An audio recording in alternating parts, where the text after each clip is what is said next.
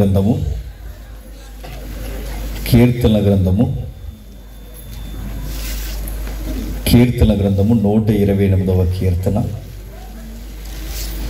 కీర్తన గ్రంథము 128వ కీర్తన. సుమారు 6 వచనాలు ఉన్నాయి. ఎవరైనా చదవండి. యెహోవా యందలి భయభక్తులు కలిగి ఆయన త్రోవల యందు నడుచు వారందరూ ధన్యులు. నిశ్చయముగా నీవు నీ చేతుల కష్టార్జితం అనుభవించదు. నీవు ధన్యుడవు, నీకు మేలు కలుగును. నీ లోగిట నీ భార్య ఫలించు ద్రాక్షవల్లి వలె ఉండును. నీ భోజనపు బల్ల చుట్టూ నీ పిల్లలు ఒలీవ మొక్కల వలె ఉండును. యెహోవా యందు భయభక్తులు గలవాడు ఎలాగూ ఆశీర్వదింపబడును. సియోనులో నుండి యెహోవా నిన్ను ఆశీర్వదించును.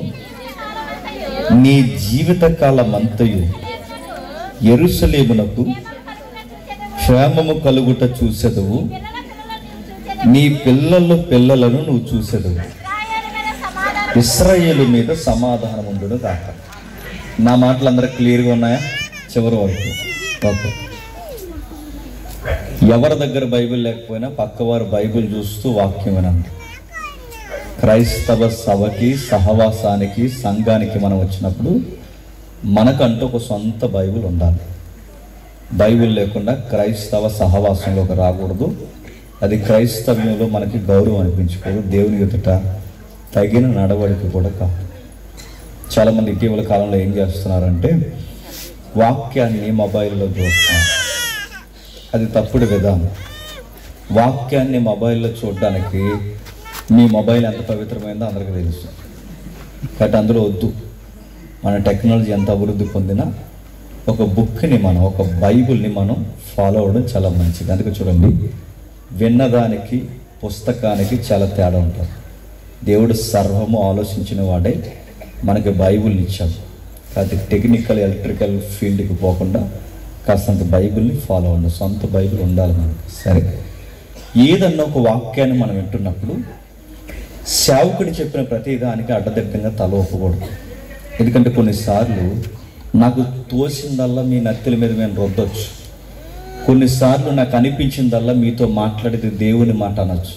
కాబట్టి ఎలాంటి బోధకుడైనా, నాలోటోడైనా, ఇంకా పెద్దవారైనా, ఇంకా ఎంత ఇంటర్నేషనల్ బోధకుడైనా, ఎవరు వచ్చి ఇక్కడ నిలబడి మాట్లాడినా ఆయన చెబుతున్న వాక్యాలు అలా ఉన్నవో లేదో వాక్యముతో ఆయన్ని పరిశీలించాలి. ఎందుకంటే అది మన ఆత్మలకు సంబంధించింది. అలా పరిశీలించే వారిని బైబిల్ ఏముందంటే గనులైన సంఘం అంటే. ఏముంది? గనులైన సంఘం. కాబట్టి సగటు విశ్వాసిగా ఒక వాక్యం మనం వింటున్నప్పుడు అది సరి అయిన వాక్యమా కాదా మనకు కాస్త తెలియాలి. ఇది కృతజ్ఞత కూడిక గనక ఈ కృతజ్ఞత కూడికలో కుటుంబాలకు కావాల్సిన అవసరతలు ఎన్నైనా కొన్ని సంగతులు మనం వినాలి కనుక ఆ వినవలసిన సంగతులు ఇదిగో ఈ కీర్తన మనం ధ్యానించబోతున్నాం. ఏముంది ఈ కీర్తనలో?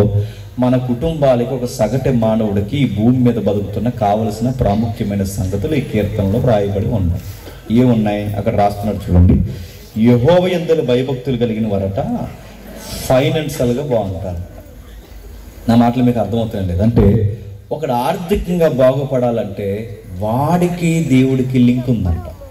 రెండవది, ఆర్థికంగా బాగోడమే కాదు, వాడు సంసారంలో సమాధానకరంగా ఉండాలన్నా ఆడి సంసారానికి దేవునికి సంబంధం ఉందట. మూడవది, సంసారం ఉంటే సరిపోదు, పుట్టిన సంతానం ఎవరైతే ఉన్నారో ఆ సంతానం పిల్లల్ని కలిసి రావాలన్నా నీ పిల్లలకి, నీ సంసారానికి, నీ ఆర్థిక పరిస్థితులకి, నీ దేవుడికి సంబంధం ఉందంట. నాలుగవది, ఆరోగ్యం. తరతరాలు నీ పిల్లలను నువ్వు చూడాలి అంటే నీ ఆరోగ్యానికి దేవుడికి కూడా సంబంధం ఉందంటే ఒక సగటి మానవుడికి కావలసిన ఒక ప్రధానమైన 4 విషయాలు ఈ కీర్తనకారుడు రాస్తున్నాడు. ఎందుకు ఈ కీర్తన రాసింది ఎవరు? మీ బొంద.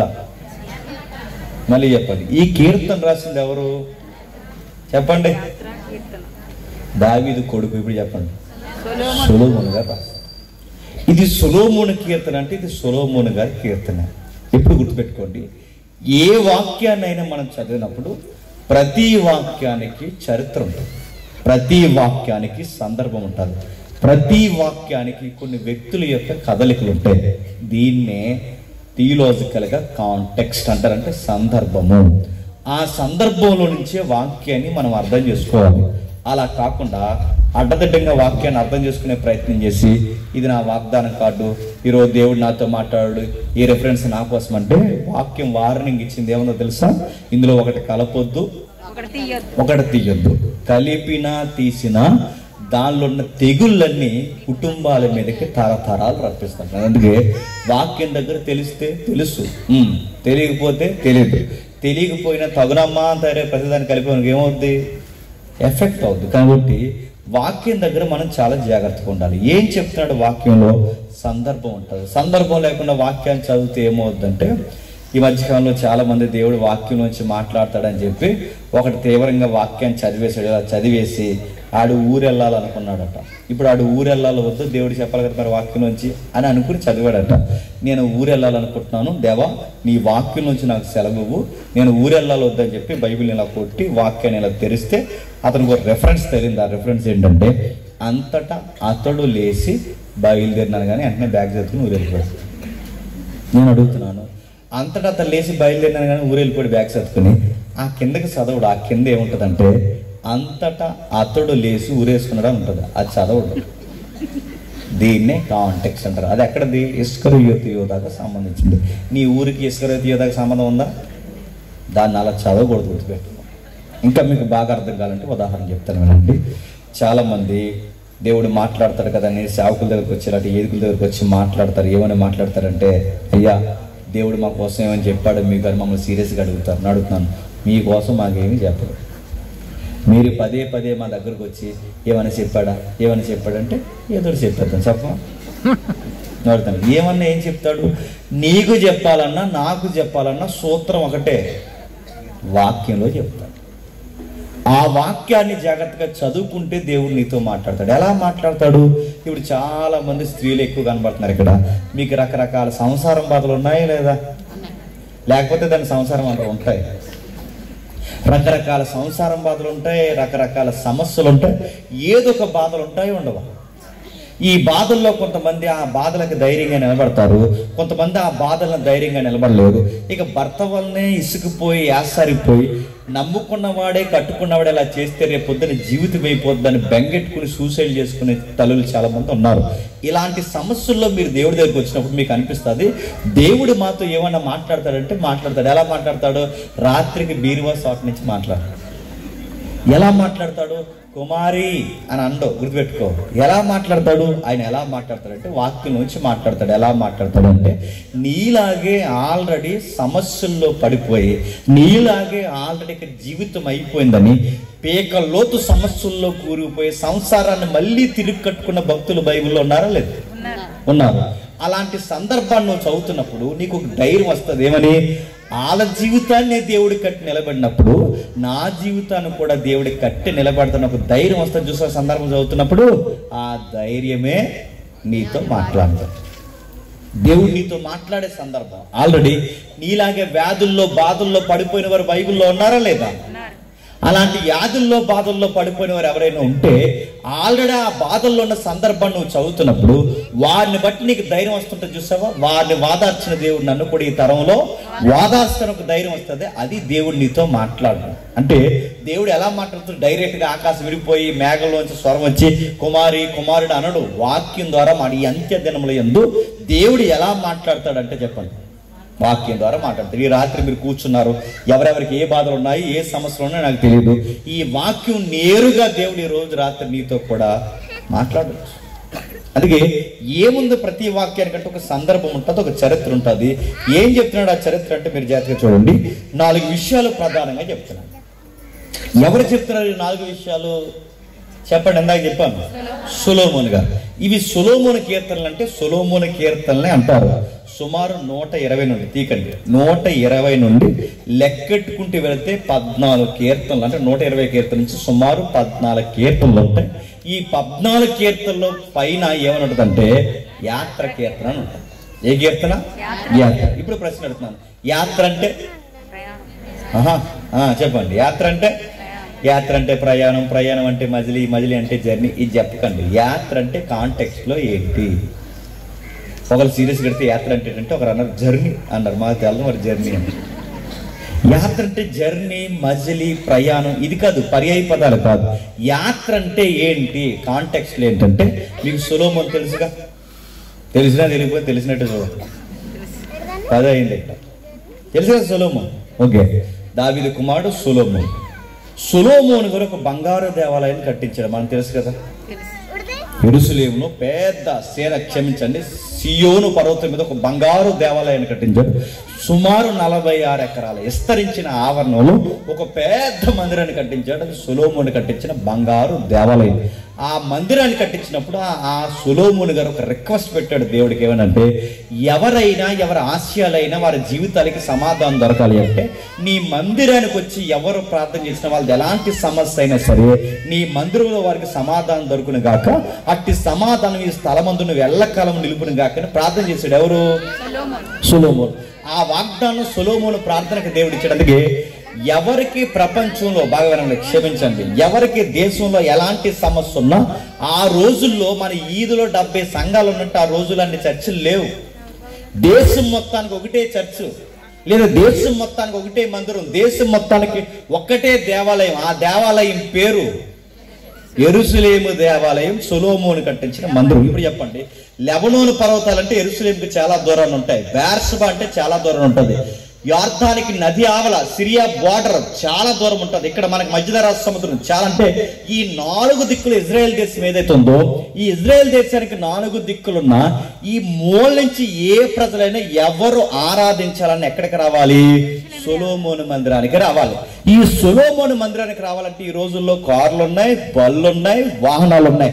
ఆ రోజుల్లో అంత వేగంగా ఎక్కడో దేశం మూలన ఉన్నవాడు దేశం మధ్యలోకి వచ్చి ఆరాధన చేసుకోవాలంటే ఎన్ని నెలలు పడుతుంది, ఎన్ని రోజులు పడుతుంది, ఎన్ని వారాలు పడుతుంది, ఎంత కాలం పడుతుంది? అందుకే వీళ్ళందరూ దేవుని దగ్గరికి రావాలంటే వాళ్ళ దగ్గర ఉన్న ఒకే ఒక్క దేవుని సన్నిధి యెరూషలేములో ఉంది. అక్కడికి రావాలి. అక్కడికి రావాలంటే కొన్ని నెలలు వారాలు పడతాయి. ఈ నెలలు వారాలు పట్టినప్పుడు వీళ్ళు దూరంగా ప్రయాణం చేసి రావాలి అంటే ఇంత దూరంలో ప్రయాణం చేసి ఇంత దూర ప్రయాణంలో అక్కడికి వచ్చే ముందు వీళ్ళు ఏం చేస్తారంటే చాలా టైం ఉంటుంది. ఈ టైంలో వీళ్ళు ఏం చేస్తారో, మనమైతే చర్చకు వచ్చినప్పుడు ఏం చేస్తాం, సెల్ఫీలు తీసుకుంటున్నాం. ఈ మధ్య వారానికి ఒక డ్రెస్ అని. చర్చకు వచ్చినప్పుడు ఇంకేం చేస్తాం, సోదుగబులు చెప్పుకుంటాం. చర్చకు వచ్చినప్పుడు ఏం చేస్తాం, పక్కింటి ఎల్లం ఎలాగంట, పొల్లం ఎలాగంటనే ఆ ఇంటి గొడవ ఈ ఇంటి గొడవలు మాట్లాడుకుంటాం. చర్చకు వచ్చేటప్పుడు ఏం చేస్తాం, పనికి మాలను గొడవ మాకు. మొగోళ్ళు అయితే ఇంకా అక్కడ గజం ఎంత పడుతుంది, ఇక్కడ గజం ఎంత పడుతుంది మాట్లాడు. ఇంకా ఆడవాళ్ళు అయితే ఇంకా ఆ సీర అంతా ఈ సీర అంతా, చిన్నంచా పెద్దంచా, ఇంకా రకరకాల తలపోట్లు. ఇవన్నీ చర్చకు వచ్చినప్పుడల్లా సోదెట్టుకుని వస్తాను నడుతాను. ఇంత సోదు పెట్టుకుని వస్తున్నప్పుడు మళ్ళాగా వాళ్ళు అలా చర్చకు రావడానికి వీలు.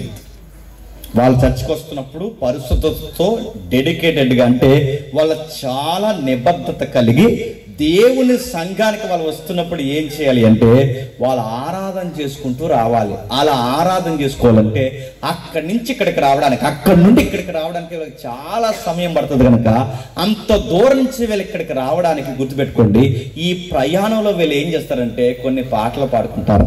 ఆ ప్రయాణంలో పాడుకునే పాటలనే చెప్పండి యాత్ర కీర్తనలు అంటారు. ఇది ఈ కీర్తన వెనకాల బ్యాక్గ్రౌండ్. అంటే ఈ సుమారు ఈ 14 కీర్తనలు ఏ కీర్తనలు అంటే మందిరానికి పోతున్నప్పుడు పాడుకునే చెప్పండి యాత్ర కీర్తనలు. ఇవి యాత్ర కీర్తనలు. అంటే ఇంతకీ యాత్ర కీర్తనలు ఏం పెట్టాడు? మన జీవితం యొక్క పట్టికను పెట్టాడు అక్కడ. ఈ యాత్ర కీర్తనలు ఏం పెట్టాడు? ఒక సగటు మానవుడికి కావలసిన ప్రాముఖ్యమైన 4 సంగతులు పెట్టాడు. ఆ 4 సంగతుల్ని పాడుకోమన్నాడు దేవుడు సొలొమోను ద్వారా రాయించి. అంటే ఆ 4 విషయాలు వాళ్ళు తలపోస్తూ ఆ కీర్తనలు పాడుకుంటూ దేవుడి మందిరానికి వస్తే ఆ 4 విషయాల్ని దేవుడు వాళ్ళకే చెప్పండి ఆశీర్వాదకరంగా మారుస్తాడు. ఏమన్నాయో 4 విషయాలు అంటే మీకు చెప్పాను, మళ్ళీ జ్ఞాపకం చేస్తాను చూడండి. 2వ వచనంలో నిశ్చయముగా నీవు నీ చేతుల కష్టార్జితాన్ని చెప్పండి అనుభవిస్తావు. ఏంటంట? నిశ్చయముగా నువ్వు నీ చేతుల కష్టార్జితాన్ని అనుభవించడం అంటే ఫైనాన్స్ అన్నాడు. దాన్ని ఆర్థిక విషయాలు. అంటే ఒకరు నిశ్చయముగా ఆర్థికంగా బలం పొందాలి అంటే దేవుడి సన్నిధిలో కొన్ని గోజాడాల్సిన విషయాలు ఉన్నాయి. రెండోది మళ్ళీ చెప్తున్నాను చూడండి. ఒకటి ఆర్థికంగా ఎదగాలి అంటే ఎలా ఎదుగుతారు? ఇప్పుడు అడ్డగోలుగా ఆర్థికంగా ఎదగడానికి రకరకాల వంకర మార్గాలు ఉన్నాయా లేదా? ఉన్నాయి. దొంగ వ్యాపారాలు ఉన్నాయి, దొంగ మాటలు ఉన్నాయి, ఆడినెత్తి మీద 10, ఈ నెత్తి మీద 10, అక్కడ 100, ఇక్కడ 100, రకరకాల సంపాదించేస్తున్నారు. ఇలా రకరకాల సంపాదించిన వాళ్ళందరూ అడ్డగోలు సంపాదనలో వాళ్ళు సుఖపడతారా? ఎలా తెచ్చారో చెప్పండి, అలాగే పోతాయి. ఇంకా ఎక్కువ మాట్లాడితే ఆ అడ్డగోలు సంపాదన దెబ్బకి హాస్పిటల్ పాలు కూడా అయిపోతాయి. చాలా మంది సారా వ్యాపారాలు చేస్తారు. మీ సైడ్ చేస్తున్నారు లేదో నాకు తెలియదు. ఒకవేళ అలాంటి వాళ్ళు ఎవరైనా ఉంటే మీకు శుభం కలుగుని కాకుండా కానీ మీరు చేస్తారు. సారా వ్యాపారాలు చేసి ఎదుటోళ్ళు ఆరోగ్యాలు పాడు చేసి రూపాయి పోగే చేస్తే నువ్వు నీ బిడ్డలు ఆరోగ్యంగా ఉంటారా? హాస్పిటల్ పాలు అయిపోతారు. మీరు ఏదన్నా మీరు చూడండి, ఎక్కడన్నా మీరు మాట్లాడండి. ఏదైనా సమస్య అంటే ఒకటి ఆర్థికంగా ఎదగాలంటే ఎలా ఎదుగుతారు? మళ్ళీ ప్రశ్న చెప్పండి. మన తాతలు 24 hours కష్టపడ్డారు లేదా? ఆర్థికంగా ఎదిగామా? లేదు. రెండోది, మన అయ్యలు కష్టపడ్డారు లేదా? కష్టపడ్డారు. ఆర్థికంగా ఎదిగామా? లేదు. దొంగ వ్యాపారాలు చేసినోడు ఎదగకపోయి 24 hours యథార్థంగా కష్టపడినోడు ఎదగకపోయి దేటి తేడా అని అడిగితే మన అయ్యలు కష్టపడ్డారు, మన తాతలు కష్టపడ్డారు. ఎంత కష్టపడినా నేను ప్రశ్న అడుగుతాను చెప్పండి. మన అయ్యలు మన తాతలు ఎంత కష్టపడినా ఎందుకు ఆర్థికంగా ఎదగలేదు? మన ఆర్థిక పరిస్థితులు ఎక్కడేసిన గొంగలు అక్కడ అన్నట్టు ఎందుకున్నాయి? నా మాట మీకు అర్థమవుతుంది లేదు? మన తాత కష్టపడ్డాడు, మన అయ్యి కష్టపడ్డాడు, ఇప్పుడు మనం కష్టపడుతున్నాం. ఎందుకు ఫైనాన్షియల్ గా డెవలప్ అవ్వట్లేదు? కారణం ఏంటి చెప్పినా? మనం ఎంత కష్టపడినా మన జీవితంలో ఏమన్నా చెప్పినా యెహోవా యందు భక్తి ఉండదు. మన తాత బాగానే కష్టపడ్డాడు, కానీ మన తాతకి బతుకెట్టుకుని ఎప్పుడైనా చచ్చిపోయాడా? మన అయ్యా బాగానే కష్టపడ్డాడు, ఎప్పుడైనా మోకాళ్ళు వేసి ప్రార్థన చేయడం మన అయ్యని చూసావా? ఇప్పుడు నువ్వు తగలంటావు, నువ్వే కష్టపడితే ఇప్పుడు నువ్వైనా ఏదన్నా భక్తి, శ్రద్ధ, సహవాసము, వాక్యము, రక్షణ ఇవేమన్నా ఉన్నాయా? కష్టపడితే చాలనుకుంటున్నావు. కష్టపడి రెక్కల ముక్కలు చేసుకుని ఎంత మూలుగలు అరిగిపోయినా ఎందుకు ఆర్థికంగా డెవలప్ అవ్వట్లేదు? భక్తి లేదు. దేవుడు ఏదైతే జీవితాన్ని ఇచ్చాడో, మన జీవితంలో జీవాన్ని ఇచ్చాడో, మన జీవితంలో ఆర్థికంగా ఎదగకపోవడానికి కారణం ఏంటి చెప్పినా? నీ దేవుడు అనే ఒక ఆయన ఉన్నాడని, ఆయన జీవితాన్ని ఇచ్చాడని, ఆయన పట్ల నువ్వు ఎంతో కొంత కృతజ్ఞత భావం, థ్యాంక్స్ చెప్పే అవగాహన నీకు ఉండాలని నీకు తెలియట్లేదు కనుకే భయము, భక్తి, విశ్వాసము, ఆయన కృతజ్ఞత తెలియజేసే భావం నీకు ఉండట్లేదు కనుకే నీ రెక్కల కష్టం నిశ్చయముగా నువ్వు అనుభవించలేకపోతున్నావు. ఇలా తెస్తున్నావు, అలా అప్పుల పాలు అయిపోతుంది. ఇలా తెస్తున్నావు, అలా నాశనం అయిపోతుంది. ఎంత తెచ్చినా సిల్లు సంచులు వేసినట్టే ఎందుకు ఆర్థిక పరిస్థితులు అవుతున్నాయి? కారణం ఒకటే, నువ్వు యథార్థంగా కష్టపడితే సరిపోదు. చెప్పండి, కాస్త దేవుని యందులో భయభక్తులు ఉండాలి. ఇది చెప్తే చాలా మంది ఏమంటారంటే, కాదండి మరి చాలా మంది డబ్బున్న ఉన్నారు దేశంలో, వాళ్ళందరికీ భయభక్తులు ఉంది ఏంటండి? వీళ్ళందరూ రిలయన్స్ వాళ్ళు కానీ వీళ్ళందరూ ఉన్నారుగా. చాలా మా ఊర్లో మీ ఉండి సైడ్ కూడా చాలా మంది డబ్బులు ఉన్నారు. చేపల చెరువులు, రొయ్యల చెరువులు చాలా మందిని అడుగుతున్నాను. చాలా మంది డబ్బు ఉన్న వాళ్ళు అందరూ దేవుని యందు భయభక్తులు కలిగి ఉన్నారు. కానీ కొంతమంది అడ్డగోలుగా ఎదిగిన వాళ్ళు కూడా ఉన్నారు. మా సైడ్ కూడా ఉన్నారు, మీ సైడ్ ఉన్నారు, ప్రతి ప్రాంతంలో, ప్రతి జిల్లాలో, ప్రతి రాష్ట్రంలో ఉన్నారు. మరి అడ్డగోలుగా ఎదిగిన వాళ్ళందరూ సుఖపడుతున్నారా? మీకు అర్థం కావాలంటే ఉదాహరణ చెప్తాను వినండి. దేశంలో ఉన్న వాళ్ళందరూ, డబ్బు ఉన్న వాళ్ళందరూ సుఖంగా ఉన్నారనుకుంటే పొరపాటు. ఇదే చెప్తున్నా, వాళ్ళకి డబ్బే ఉంటుంది కానీ సుఖం ఉంటుంది. ప్రపంచంలో ఎవడు చెయ్యలేని ఒక పెళ్లి మన భారతదేశంలో జరిగింది. ఆ పెళ్లి ఖరీదు ఖర్చు 6,000 కోట్ల రూపాయలు. ఎంత? 6,000 కోట్లు. ఒక పెళ్లికి 6 కోట్లు కాదు, 600 కోట్లు కాదు, చెప్పండి, 6,000 కోట్లు. పెళ్లికి ఎవరు వచ్చారు చెప్పనా? ఇంటర్నేషనల్ సింగర్ వచ్చింది. ఆ నైట్ డయాస్ మీద నిలబడి పాట పాడినందుకు ఇంటర్నేషనల్ సింగర్కి 30 కోట్లు పాట పాడినందుకు. అక్కడికి ఇంకా పెళ్లికి ఎవరు వచ్చారంటే కుర్రలకు తెలుసు చాలా మందికి, జాన్ సీనా WWE ఫైటర్ వచ్చారు. జాన్ సీనా ఉంటారు దిక్కుమని సుత్తి ఫైట్లు ఉంటాయి. సుత్తి ఫైట్లు అది నిజం ఫైట్లు అంటే మన వాళ్ళు కుర్చీలు తిరిగేసి కూడా వేసుకుంటారు. నిజమైన ఫైట్లు కాదు, అందరూ గేమ్ అది. అందులో జాన్ సీనా అని పేరు మోసినాడు ఒక ఆయన ఉంటాడు. ఎలాగని ఇలాగ అంటుంటాడు, అలా తెలుగుతారు. ఆ జాన్ సీనా కూడా పెళ్లికి వచ్చాడు. అంటే జాన్ సీనా కూడా పెళ్లికి వచ్చాడు. డబ్బులు ఉంటే కొండ మీద పోతేనా చెప్పండి పెళ్లికి వస్తారు. ఇంకెవరు వచ్చారు ఆ పెళ్లికంటే? షారుఖ్ ఖాన్, సల్మాన్ ఖాన్, అమెరికా, ఈ కాన్లందరూ పెళ్ళికి వచ్చారు. ఇంతమంది కాన్స్ వచ్చి ఆ పెళ్ళికి ఏం చేశారు? పెళ్ళిలో బ్యాండ్ కొట్టారు. ఆ పెళ్ళికి బ్యాండ్ కొట్టింది వాళ్ళే, పెళ్ళికి డ్యాన్స్ చేసింది వాళ్ళే. ఇంత తడావుడి చేశారు. బాగా వినండి, ఇంటర్నేషనల్ సింగర్ వచ్చింది, జాన్ సీనా వచ్చాడు. చెప్పండి, సెలబ్రిటీలు ఎవరైతే సినీ యాక్టర్లు ఉన్నారో, టాలీవుడ్, హాలీవుడ్, బాలీవుడ్, ఇంకా ఎవరైతే ఉన్నారో కోలీవుడ్, ఇంకా మొత్తం ఎన్నిట్లు ఉన్నాయి అన్నిట్లు పెళ్ళికి వెళ్ళి మొత్తం అందరూ పెళ్ళికి వచ్చారు. ఇంకా సీఎంలు, పిఎంలు, ఇంకా ఎవరైతే ఉన్నారో దేశ విదేశాలు, ఎమ్మెల్యేలు, ఎంపీలు ఈ ప్రాంతం నుంచి కూడా పెళ్ళికి వెళ్ళారు. ఎక్కడికి? రిలయన్స్ పెళ్ళికి.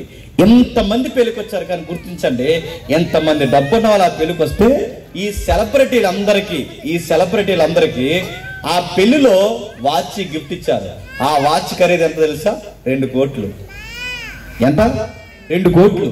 6,000 కోట్ల రూపాయలు పెళ్లి, 30 కోట్ల రూపాయల 30 కోట్లతో singer, John Cena, Shahrukh Khan, Salman Khan, ఇంకా అందరూ వచ్చారు. ఇంతమంది పెళ్లికి వచ్చారు. బాగానండి, అందరినీ రప్పించారు. సీఎంఎల్ని, పిఎంఎల్ని, ఎమ్మెల్యేని అందరినీ ఆ పెళ్లికి రప్పించారు. కానీ విషయమే గమనించండి, ఎంతమంది పెళ్లికి వచ్చినా ఆ పెళ్లి కొడుకు 2 నిమిషాలు ఏసీలు ఉంటే చచ్చిపోతారు.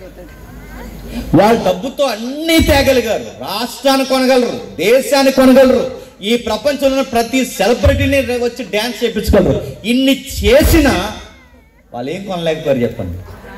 వాళ్ళ ఆరోగ్యాన్ని కొనలేకపోయారు. వాళ్ళ కిచెన్ రూములు ఏసీ, షెల్టర్ ఏదైతే ఉందో సెల్లార్ ఏసీ, వాళ్ళ కార్లు పెట్టుకునే గదులు ఏసీ, అన్ని ఏసీ. కానీ అబ్బాయి వచ్చేసరికి ఆ ఏసీ ఆపేయాలి, లేకపోతే అబ్బాయి చచ్చిపోతారు. మీరు గమనించండి, డబ్బున్న వాళ్ళందరూ సుఖంగా ఉన్నారంటే డబ్బున్న వాళ్ళందరూ ఎక్కడ సుఖంగా ఉన్నారు? రకరకాల బాధలు. గమనించండి, జీవితంలో కాస్తంత సమాధానకరంగా సంపాదించిన రూపాయి అనుభవించాలి అంటే వాడు కోటీశ్వరుడైనా, రూపాయి సంపాదించేవాడైనా, వాడి కోటీశ్వరుడైనా, రోజుకు 100 రూపాయలు సంపాదించేవాడైనా, నెలకు 1,00,000 రూపాయలు సంపాదించేవాడైనా, రోజుకు 150 రూపాయలు సంపాదించేవాడైనా, ఎవడైనా వాడు రెక్కల కష్టాన్ని అనుభవించాలంటే సూత్రం ఒకటే, వాడి జీవితంలో దేవుని సెలవు ఉండాలి. సెలవు లేకపోతే కష్టపడిన దాంట్లో గుప్పడి మెతుకులు తినలేరంటే తినలేరు. ఈ పెళ్లి వీడియోలు చూడండి, మీరు ఇంటికి వెళ్ళిన తర్వాత ఈ పెళ్లి బంతులు కూర్చున్నారు. ఈ డబ్బున్న వాళ్ళందరూ కూర్చున్నారు.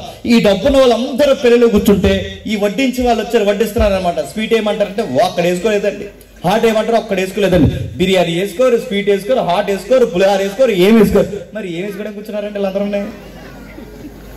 ఏం వేసుకోరు. లాస్ట్ కొంచెం పెరిగాను కానీ వేసుకోరు. నడుతున్నాను, ఇంత డబ్బు ఉండి పుట్టి మనకు స్వీట్ హాట్ కూడా తినకపోతే నేను అడితే ఈ డబ్బు ఉన్నా ఒకటే.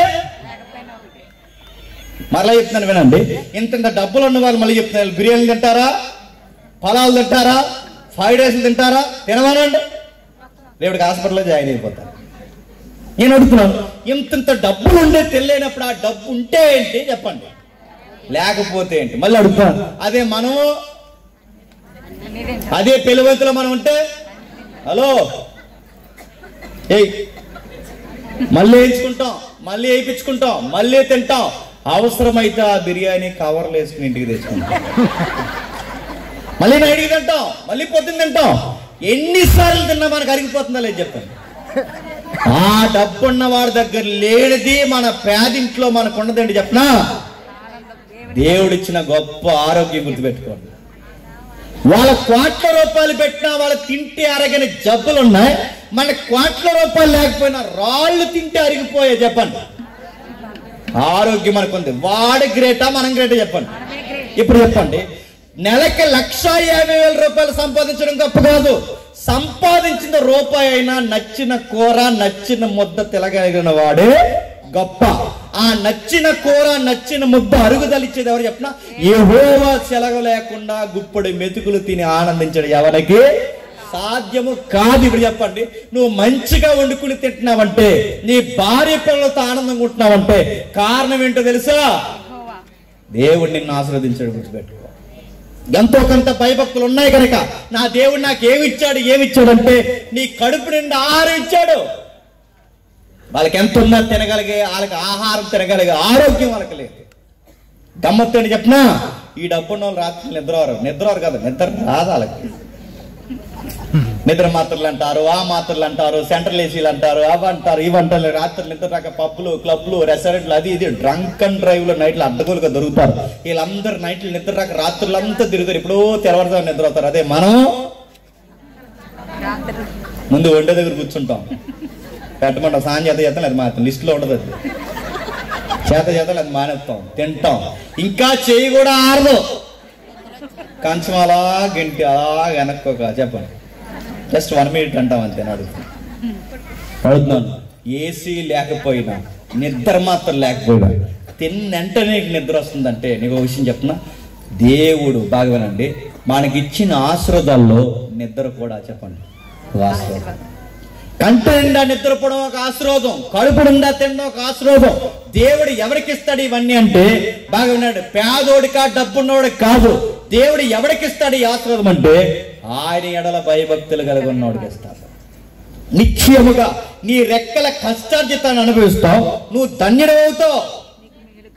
ఫైనాన్షియల్ గా ఎదగాలంటే దొంగ వ్యాపారాలు మానే, వాండెత్తి మీద ఈ నెత్తి మీద దొంగ డబ్బులు లాగడం మానే, ఇక్కడ 100 అక్కడ 10 లాగడం మానే. ఎందుకంటే ఒకరి దగ్గర నువ్వు 100 లాగితే నువ్వు 1000 రూపాయలు నష్టపోతావు. ఒకరి దగ్గర 1000 రూపాయలు నువ్వు మోసం చేస్తే 10,000లో ఎగిరిపోతావు. నువ్వు వేలల్లో మోసం చేస్తే లక్షల్లో దెబ్బతింటావు అనుకోండి. ఎందుకంటే ఒకరి కష్టార్జితాన్ని నువ్వు దొంగలిస్తే నువ్వు కష్టార్జితం అనిపించుకోవు. యథార్థంగా కష్టపడు, యథార్థతలో దేవుని ఎళ్ళ భయభక్తులు కలిగి ఉండు. ఆయన ఎళ్ళ దేవుడి ఎళ్ళ భయభక్తులు ఎప్పుడైతే కలిగి ఉంటావో నువ్వు సంపాదించిన రూపాయి అయినా చెప్పండి దేవుడు నిన్ను ఆశీర్వదిస్తాడు. ఇప్పుడు చెప్పండి, ఒకరు ఆర్థికంగా ఎదగాలి అంటే ఉన్న దాంట్లో లక్షలొద్దు, కోట్లొద్దు, ఉన్న దాంట్లో ఆర్థికంగా తృప్తిగా మనం బ్రతకాలి అంటే మన పట్ల ఎవరుండాలి చెప్పండి, దేవుని కృప ఉండాలి. మనం దేవుడి ఎల్లా చెప్పండి భయభక్తులు, అప్పుడు నిశ్చయముగా నీ రెక్కల కష్టాన్ని నువ్వు అనుభవిస్తావు. అందుకే చూడండి, కోట్ల రూపాయలు సంపాదించుకున్నారు, జీవితంలో లేని ఆనందము ఈరోజు పూరి గుడిసెలో మనం ఆనందంగా ఎందుకు ఉండగలుగుతున్నాం చెప్పినా, మనతో దేవుడు ఉన్నాడు కనుక. ఇప్పుడు మీరు చూస్తున్నారు లేదు, ఈ డబ్బున్న వాళ్ళందరూ ఏం చేస్తున్నారు తెలిసి, ఈ డబ్బున్న వాళ్ళందరూ కలిసి ఇంకెళ్ళకి సిటీల్లో ఉండాలనిపించట్లేదు. ఇంకెళ్ళకి ఈ సిటీలో ఉండలేక ఈ డబ్బుల మీద ఎక్కువైపోయి ఎక్కసం అయిపోయి అపార్ట్మెంట్లు అవన్నీ బోరు కొట్టేసి ఈ డూప్లెక్స్ బిల్డింగ్లన్నీ సిరాకు వచ్చేసి ఇప్పుడు ఏం చేస్తాను చెప్పిన, ఊరికి దూరంగా పోయి ఎకరం అరెకరం కొనుక్కుని అరెకరం మధ్యలో ఒక ఇల్లు కట్టుకుని ఆ ఇల్లుకి పాకంటే బాగోద్దని దానికి ఒక పేరు పెట్టారు, దాని పేరు ఫామ్ హౌస్. పాకే ఆ పాకి ఫామ్ హౌస్ అని పేరు పెట్టి 4 బీరకాయ మొక్కలు బెండకాయ మొక్కలు అవన్నీ జలుకుని వీళ్ళ బీరకాయలు ఇలా కోసుకుని వీళ్ళ బీరకాయలు ఇలా వండుకుని వీళ్ళ బెండకాయలు ఇలా కోసుకుని వీళ్ళ గోంగూర ఇలా కోసుకుని వండుకుంటున్నారు. ఎంతకన్నా మంచి జీవితం లేదు. ఇప్పుడు చూడండి, మనం బతుకుని ఇప్పుడు ఎవరు ఇష్టపడుతున్నారు చెప్పిన, కోటీశ్వరుడు ఇష్టపడుతున్నారు. గుర్తుపెట్టుకో, మనలాగా జీవించాలని ఎవరు ఇష్టపడుతున్నారు చెప్పిన, డబ్బున్న వాళ్ళ బంగ్లాలు వచ్చి ఊరికి దొరికొచ్చి పచ్చని పొలాల మధ్య బతికితే ఎంతకన్నా ఆనందం లేదంటున్నారు. కానీ గుర్తుపెట్టండి, మనం అడక్కపోయినటువంటి జీవితాన్ని దేవుడు మనకి ఏం చేసి చెప్పండి, ఉచితంగా మనకు అనుగ్రహించాడు. అది నీ విశ్వాసం బట్టి నీ భక్తిని బట్టి మరింత ఆశీర్వాదకరంగా మారాలి అంటే నీ దేవుడు నీకు ఏం చేస్తున్నాడో నిశ్చయముగా నువ్వు తెలుసుకుంటే నీ కష్టార్జితాన్ని ఆశీర్వాదకరంగా చెప్పండి మార్చేస్తాడు. ఇది ఫైనాన్స్. ఇప్పుడు చెప్పండి, ఎవరైనా ఆర్థికంగా ఎదగాలి అంటే యథార్థంగా కష్టపడండి. ఎవరైనా ఆర్థికంగా ఎదగాలి అంటే ఆ యథార్థతలో కాస్త దేవునికి చెప్పండి స్థలం ఇవ్వండి. రెండవది, ఆ యథార్థతలో దేవునికి స్థలం ఇవ్వండి. సహవాసము, ప్రార్థన, భక్తి అనే విషయాల్లో పెద్దపీట వేయండి. వారమంతా కష్టపడండి, కానీ ఆదివారం వచ్చేసరికి మాత్రం చెప్పండి ఖచ్చితంగా దేవుని సన్నిధికి కుటుంబ సమేతంగా పొండి. నిన్ను నీ కుటుంబాన్ని దేవుని ఆశీర్వదిస్తాడు. దేవా, ఈ వారమంతా కష్టపడి ఓపిక నాకు ఇచ్చావు, ఈ వారమంతా తిరగగలిగే శక్తిని నాకు ఇచ్చావు, ఇది ఈ వారమంతా తిరిగాను, వారాంతంలో నీ దగ్గరికి వస్తున్నానని దేవుని దగ్గర కాస్తంత కృతజ్ఞత, థ్యాంక్స్ చెప్పు, కృతజ్ఞత తెలియజేయి. దేవుడు మళ్ళీ నీకు నూతన ఆరోగ్యాన్ని దయచేస్తాడు. నిశ్చయముగా నీ ఆర్థిక ఫలములు దేవుడు ఆశ్రదకరంగా మారుస్తాడు. ఇది మొదటిది. బడ్జెట్ బాగుండాలి అంటే, ఈ మాట అంటున్నాను తప్పుగా అనుకోకండి, బడ్జెట్ బాగుండాలి అంటే నిన్ను పుట్టించిన సృష్టికర్తతో నీ బాండింగ్ బాగుండాలి. అప్పుడు నీ బడ్జెట్ లెక్కలు సరిగ్గా ఉంటాయి. రెండవది, బడ్జెట్ బాగుంటే సరిపోదు. కింద రాస్తున్నాడు చూడండి, నీ లోగిట నీ భార్య చెప్పండి ఫలించు ద్రాక్షలా చెప్పండి. చాలా మంది ఆర్థికంగా బాగుంటారు కానీ ఎందులో బాగారు చెప్పండి, తలపోటు వెనకాలన్న ఆవిడతో, ఎవరు భార్య. నీ లోగిట భార్య నీకు కలిసి రావాలంటే ఫైనాన్షియల్ గా బాగుంటే సరిపోదు, మేడం కలిసి రావాలి. ఎవరు మేడం చెప్పండి, నీ భార్య. నేను అడుగుతాను, ఎంతమంది మేడంలు కలిసి వస్తున్నారు? ఒకప్పుడు పెద్దమ్మకి బామ్మకి 20 రూపాయలు ఎత్తి 20 రూపాయలు ఉప్పులో పెట్టి 20 రోజుల తర్వాత మళ్ళీ 20 రూపాయలు చూపించారు. ఇప్పుడు 500 సాయంత్రానికి మటాస్ ఎందుకు, మీషోలో బుక్ చేసిందంట. ఒకప్పుడు పండక్కి పబ్బానికి బట్టలు ఏమన్నా, ఇప్పుడు మీసో, ఆసో, లాసో, ఈసో, సాయంత్రం వచ్చేసరికి బిల్లుసో, ఇన్ని సోలాలు పెడతాడు. 500 కష్టపడ్డానికి ఆడి రెక్కల మొక్కలు అవుతున్నాయి. నువ్వు సాయంత్రానికి డెడ్ ఈజీగా 500 ఖర్చు పెట్టేస్తున్నావంటే ఆర్థికంగా ఎదుగుతారా? ఒక మగాడు, ఒక కుటుంబం ఆర్థికంగా ఎదగకపోవడానికి కారణం గుర్తుపెట్టుకోండి. ఒకటి, వాడు కష్టపడ్డాడు కానీ దేవుడితో కనెక్టింగ్ లేకపోవడం. 2, ఒక కుటుంబం ఆర్థికంగా ఎదగకపోవడానికి రెండో ప్రాబ్లం ఏంటి చెప్పనా?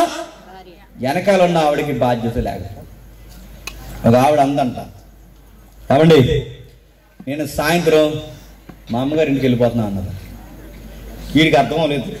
ఇప్పుడు ఏమన్నా నేను వెళ్ళిపోతున్నావే, ఎందుకు వెళ్ళిపోతావు, అసలు ఏమైంది ఇప్పుడు వెళ్ళిపోతానే? నాకు కదా నేను వెళ్ళిపోతున్నా అంట. ఎందుకు వెళ్ళిపోతున్నా ఒక మాట నాకు క్లారిటీ రేపొద్దున మీ అమ్మడే నేను చెప్పాలిగా, ఎందుకు వెళ్ళిపోతున్నా ఒక మాట చెప్పంటే అవి ఏం చెప్పలేదు. నేను వెళ్ళిపోతానండి అంతట. అది ఎందుకు వెళ్ళిపోతావు అంటే, నీకు మొన్న నుంచి వాడు కొనమని చెప్పాను, కొనావా అని అడిగిందా. ఏంటి అని అడిగాడు. అని అడిగితే వాషింగ్ మిషన్. వీడు సీరియస్ చేయడం, మనలాగా పల్లెటూరు వ్యవహారం కాబట్టి మన విలేజ్ కల్చర్లో మనకు వాషింగ్ మిషన్ అంత అవసరమా అడిగాడు. ఆయన ఏమన్నాడంటే, మనకి ఎందుకే వాషింగ్ మిషన్ అని అడిగాడు. నువ్వు కొంటావా కొనవా అన్నాడు. మనకి ఎందుకు వాషింగ్ మిషన్ చెప్పు?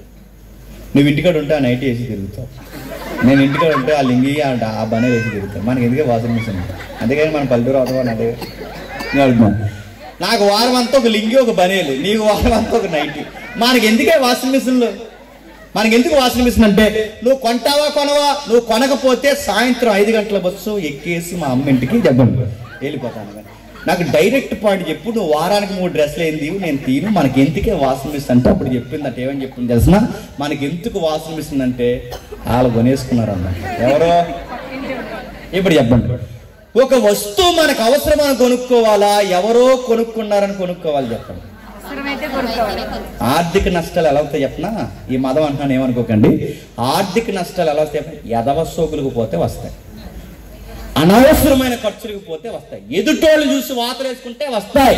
నీకు ఏది అవసరమో ఏది అవసరం కాదో, ఏ బట్ట ఎప్పుడు కొనాలో ఎప్పుడు కొనకూడదు, ఏ వస్తువు ఎంత కొనాలో కొనకూడదు, నా భర్త కష్టార్జితం ఎంత, ఆయన నెల రాబడి ఎంత, మా ఈఎంఐలు ఎంత, మా సీటీలు ఎంత, మా పిల్లలు ఎదుగుదలంతా, వీళ్ళ కట్టేదంతా, ఫీజు అంతా, ఈ లెక్కలన్నీ ఏం ఆలోచించుకోకుండా నా కొంటావా కొనమని గొంతమ్మలాగా అడిగితే ఆ కుటుంబం ఏమవుద్ది చెప్పండి? మీ స్టైల్లో మంట కలిసిపోవాలి. ఆర్థిక నష్టాలు ఎలా వస్తాయంటే అప్పులు చేస్తేనే రావు, అనవసరమైన ఖర్చులు చేసినా అప్పుల పాలు అవుతావు. ఇప్పుడు చెప్పండి, ఎదురుగా ఉండి కూర్చోబెట్టుకుని, అవే ఇదిగో నెలకి ఎంత సంపాదిస్తున్నాం, రోజుకు 100 రూపాయలు ఖర్చు పెడితే నెలకు 3000 అవుతుంది, రోజుకి 2000 ఖర్చు పెడితే నెలకు 6000 అవుతుంది, మన జాతక దాచుకోవాలి. నెలకి ఇదిగో రోజుకి 500 ఖర్చు పెడితే నెలకు 15000 అవుతుంది. ఇవన్నీ మన జాతక దాచుకోవాలని నువ్వు ఎంత బడ్జెట్ లెక్కలు చెప్పినా ఆవిడ బుర్రకి ఎక్కదు. నువ్వు అంటది తర్వాత చెప్పండి, మా వాళ్ళు అంటారు. ఎదురుగా కూర్చోబెట్టుకుని భార్య నువ్వు నాకు కలిసిరా కలిసిరా కలిసిరా కలిసిరా కలిసిరా అంటే ఏమంటది? వస్తానులే అంటది. నేను అడుగుతున్నాను, ఎలా కలిసి వస్తుంది ఆవిడకి? ఎలాగ అర్థమవుద్ది? ఈమె నాకు కలిసి రావాలన్న సంగతి ఎలాగ అర్థమవుద్ది? మళ్ళీ అదే సూత్రం బాగమేనండి. ఒకడు ఆర్థికంగా బాగుపడాలి అంటే ఆ యజమానికి యెహోవాయందు భయభక్తులు ఉండాలి. ఒక ఇల్లాలు తన సంసారాన్ని సరిగ్గా చేయాలంటే ఆ ఇల్లాలకు కూడా దేవుడనే భయం ఉండాలి. ఒక రూపాయి ఎలా ఖర్చు పెట్టాలో తెలియాలంటే ఆ తల్లికి దేవుని యందు భయం ఉండాలి. భయభక్తులు కలిగి ఉన్న తల్లికి సంసార విలువలు తెలుస్తాయంటే తెలుస్తాయి. భయభక్తులు కలిగిన తల్లికి సంసార విలువలు ఎలా చక్కబెట్టాలో తెలుస్తుంది. ఎక్కడుంది? ఒక్కసారి సామెతల గ్రంథం రండి, ఒకసారి మళ్ళీ వద్దాం. సామెతల గ్రంథం 31వ అధ్యాయం, సామెతల గ్రంథం 31వ అధ్యాయం, సామెతల గ్రంథం 31వ అధ్యాయం 15వ వచనం నుండి. ఇంకా మీకు బాగా అర్థం కావాలంటే 10వ వచనం చదవండి ఒకసారి. గుణవతి అయిన భార్య దొరుకుట అరుదు, అట్టిది ముత్యము కంటే అమూల్యమైనది. మొట్టమొదటి జాతం అంటే గుణవతి అనగానే ఎవరు? చాలా మంది తల్లులు, చెల్లులు, అమ్మలు, పెద్దమ్మలు అందరూ ఉన్నారు. మిమ్మల్ని అడుగుతాను చెప్పండి, గుణవతి అంటే ఎవరు? ఒకరు అన్నారు స్లోగా మాట్లాడుతుందంట. ఎవరు స్లోగా మాట్లాడాలందరూ గుణవతులే? ఇంకొకరు అన్నారు తెల్లసీర కట్టుకోవడం. తెల్లసీర కట్టుకున్న వాళ్ళందరూ గుణవతులే? తెల్లసీర కట్టుకున్న వాళ్ళందరూ గుణవతులు కాదు, స్లోగా మాట్లాడిన వాళ్ళందరూ గుణవతులు కాదు, ఎక్కువ మాట్లాడిన గుణం లేని వాళ్ళని కాదు. నడుతున్నాను. గుణవతి అనగానే స్లోగా మాట్లాడుతుంది, గుణవతి అనగానే బాగా వినండి, తెల్లసీరలు కట్టుకుంటుంది, ప్లేన్ డ్రెస్. ఇది కాదు గుణవతి అంటే. గుణం అనగానే గుర్తుపెట్టుకోండి, నేర్చుకొని మార్చుకొని దేవునికి యజమానికి ఇష్టం వచ్చినట్టు బ్రతికే వ్యక్తిత్వాన్నే గుణం అంటారు. ఇప్పుడు చెప్పండి, గుణవతి అనగానే ఈమె గుణవతి లేదా ఇతను గుణవతుడని ఒక వ్యక్తిని కానీ ఒక తల్లిని కానీ గుణవతి అని ఎలా చెప్పగలమంటే అక్కడ రాసిన చూడండి, గుణవతికుండే గుణగణాల్లో మొట్టమొదటి గుణం ఏంటంటే తన భర్తకి ఎప్పుడూ లాభప్రాప్తికి చెప్పండి వీళ్ళకి. ఇప్పుడు చెప్పండి, లాభప్రాప్తి అంటే ఏంటి చెప్పండి? ఫైనాన్స్. లాభప్రాప్తి అంటే ఏంటి? ఆర్థిక లాభాలు. ఇప్పుడు చెప్పండి, తన భర్తకి ఎప్పుడు కలలో కూడా ఏ నష్టాలు తేదంట? ఆర్థిక నష్టాలు తేదట. ఇప్పుడు చెప్పండి, ఒక భార్య సంసారంలో ఎప్పుడు ఉపయోగకరంగా మారుతుందంటే దానికి సూత్రం ఒకటి, ఆమె ఆర్థికంగా తన భర్తకి నష్టం తేదు. తన భర్త కష్టం తనకు బాగా తెలుసు, తన సంపాదనతో తనకు బాగా తెలుసు, ఒక రూపాయి ఎప్పుడు ఖర్చు పెట్టకూడదు ఆమె తెలుసు. ఆమె ఫైనాన్షియల్ గా నష్టం తేదట. కొంతమంది తల్లులు ఉంటారు, సంసారం చేస్తారు. ఈ సంసారం చేస్తున్న వాళ్ళు ఇలా బుద్ధులేని చేసే పనులు చెప్పిన ఇలా బుద్ధి ఉండదు ఆ పనులు చేయడానికి. భర్త కష్టపడతాడు, వీళ్ళు చేసే బుద్ధి లేని పనులు ఏంటంటే కష్టపడిన ఈ డబ్బుని భర్త కష్టార్జితాన్ని ఆడు ఎలా కష్టపడేస్తే ఇలాగ అమ్మగారింటికి పంపించేస్తారు. లేదా మీ అమ్మగారింటికి నీ భర్త కష్టార్జితాన్ని పంపించవచ్చా? బుద్ధి ఉందా? అది బుద్ధి ఉన్న పనేనా? చాలా మంది కూతురు చేసే తప్పని చెప్పిన వాళ్ళ అమ్మకి ఎడుతుంటారు పెట్టుకోడు. నేను అడుగుతున్నాను, ఇలాంటి పనులు చేస్తే ఆ కుటుంబం బాగుపడుతుందా? ఇప్పుడు నీ సంసారం వేరు, నీ గొడుగు వేరు, నీ భర్త వేరు. నువ్వు అవసరమైతే ఒక రూపాయి పుట్టింటి దగ్గర నుంచి తెచ్చుకోవాలి తప్ప భర్త కష్టార్జితాన్ని పట్టుకెళ్ళి పుట్టింటికి పెడితే ఆ కుటుంబం బాగుపడుతుందా? మగాడు కూడా చెప్తున్నాను, ఇప్పుడు నీ భార్య వేరు, నువ్వు వేరు, మీరంతా కుటుంబం. నువ్వు కూడా పట్టుకెళ్ళి పెట్టుబడి ఎక్కడ పెట్టకూడదు? మీ అమ్మకు పెట్టకూడదు. గుర్తుపెట్టుకోండి. మీకంటూ ఒక ఫైనాన్స్, ఒక బడ్జెట్. పెద్దోళ్ళని చూడండి, కాదంటలేదు, అవసరం ఉన్నప్పుడు వాళ్ళకి సహాయం చేయండి. కానీ ఇంకా వాళ్ళని పట్టుకుని ఎలాడి ఇందులో కష్టాన్ని పట్టుకుని అందులో పెడితే నీ కుటుంబం ఎప్పుడైనా బాగుపడుతుందా? ఈ గుణగణాలన్నీ ఎవరు తెలుసు చెప్పినా అందరికీ తెలియవు. ఈ గుణగణాలు ఎవరు తెలుస్తాయంటే గుణవతి అయిన స్త్రీకి తెలుస్తాయి. గుణం అంటే ఏంటి? స్లోగా మాట్లాడుతుందని గుణం అంటే ఏంటి? తనకుండే గుణగణాల్లో ఒక గుణం ఏంటో చెప్పినా ఆమె ఆర్థికంగా చాలా నమ్మకంగా ఉంటుంది. రెండోది చెప్తున్నాడు చూడండి, ఆర్థికంగా నమ్మకంగా ఉండడం కాదు. 15వ వచనంలో ఆమె చీకటితోనే లేచి తన ఇంటి వారికి చెప్పండి ఏం సిద్ధపరుస్తుందట? గుణవతికుండే లక్షణాల్లో గుణగణాల్లో గుణం ఏంటి చెప్పండి? ఇంట్లో వాళ్ళందరికీ తానే భోజనం వండుతుందట. ఎప్పుడు చెప్పండి, గుణవతి లక్షణాల్లో గుణం, గుణవతి అని చెప్పే లక్షణాలు ఒక లక్షణం ఏంటి చెప్పినా ఇంట్లో వంట వారి ఆవిడే చేస్తుందట. నేను అడుగుతున్నాను, సగం రోగాలు దేని వల్ల వస్తున్నాయి? తినే తిల్లు తినంగా లేకపోతే వస్తాయి. ఇప్పుడు చెప్పండి, ఒక ఇంటికి భయంకరమైన రోగాలు వస్తే రోగాల వెనకాల ఏ నష్టాలు వస్తాయి? ఆర్థిక నష్టాలు వస్తాయి. ఇప్పుడు చెప్పండి, తన ఇంటి వారి ఆరోగ్యం ఎవరి చేతుల్లో ఉన్నదనుకుంది? నా చేతుల్లో ఉంది. ఇప్పుడు చెప్తున్నాను, ఈ మధ్యకాలంలో చాలా మంది కూరలు వండుతూ రాదు. అందుకంట ఈ గిల్లున్న చూసారు, ఈ కరెంట్ కుక్కర్లు, ఆ కరెంటు కుక్కర్లో రైస్ వేసిందంట. వచ్చేటప్పుడు అంటే ఇది కర్రీ తెచ్చేస్తారంట. త్వరగా పోతారంటే ఇద్దరు, త్వరగా తెచ్చిపోతారు ఇద్దరు. ఇది ఎల్ఐసీలు కట్టుకుంటే మంచిదే, నేను సీరియస్ చెప్తున్నా, ఆ పిల్లలకన్నా ఉపయోగపడతాయి. నడుతున్నాను, బజ్జీలు కొట్ల దగ్గర బజ్జీలు, పాసిపోయిన పానీపూరీలు, ఇలాంటివన్నీ తిని బతికేసే వాళ్ళు ఉన్నారంటే మీరు నమ్మగలరా? సాయంత్రానికి కొనుక్కోకుండా ఎంత ఒళ్ళు బతకమంటే ఫ్రైడ్ రైస్ తెచ్చుకుని ఆఫ్ తినేసి బతికేసే భార్య భర్తలు ఉంటారు, మీరు నమ్మగలరా? అడుగుతాను, ఫ్రైడ్ రైస్ వేసే ఫ్లేవర్స్ కానీ రైస్ ని ఏపడం కానీ ఇది ఎంత విషమో తెలుసా? ఒక కుటుంబం ఎలా పాడవుతుందంటే ఎవడో వచ్చి మన కుటుంబాన్ని పాడు చేయడు. మన అలవాట్లు సరిగా లేకపోతే కుటుంబం పాడవదు. మనం ఖర్చు పెట్టే విధానం బాగోకపోతే కుటుంబం పాడవుద్ది. మనం వండుకునే విధానం సరిగ్గా లేకపోతే కుటుంబం అనారోగ్యం పాలవుద్ది. అందుకే తనకు తెలుసట, నా ఇంట్లో ఎంతమంది పనులు ఉన్నా, మాకు ఎంత సహాయకులు ఉన్నా, మేము డబ్బులు ఇచ్చి జీతాలు ఇచ్చి ఎంతమంది పనులు మా ఇంట్లో పెట్టుకున్నా, నా ఇంటికి వంట మాత్రం నేనే చేస్తా అన్నదంట. గుణవతికి ఉండే లక్షణాల్లో ఒక లక్షణం ఏంటి చెప్పినా, ఒకటి ఆర్థికంగా నమ్మకంగా ఉంటుంది, రెండు పెందల కాడే లేచి చెప్పండి కావలసిన టిఫిను, కావలసిన భోజనం, కావలసిన డిన్నర్, నైట్ డిష్ వరకు కూడా ఆమె రెడీ చేస్తుంది. ఇది బానిసత్వం అనుకోదు, చెప్పండి నా బాధ్యత అనుకుంటా. ఇది గుణవతికి ఉండే లక్షణం. ఇంకా ఏం చేస్తుంది? 21 వచ్చి చెప్తున్నాడు చూడండి త్వరగా. తన పరుపులను సిద్ధపరచుకును, ఆమె బట్టలు సన్నపు నార బట్టలు, రక్తవర్ణపు వస్త్రాలు. పైన చెప్తున్నా చూడండి, తన ఇంటి వారందరికీ చలి తగులునేమో అని ఆమె చక్కటి దుప్పట్లన్నీ సిద్ధపరుస్తుందట, పరుపులు సిద్ధపరుస్తుందట. అంటే మీకు ఏమర్థం అవుతుందా?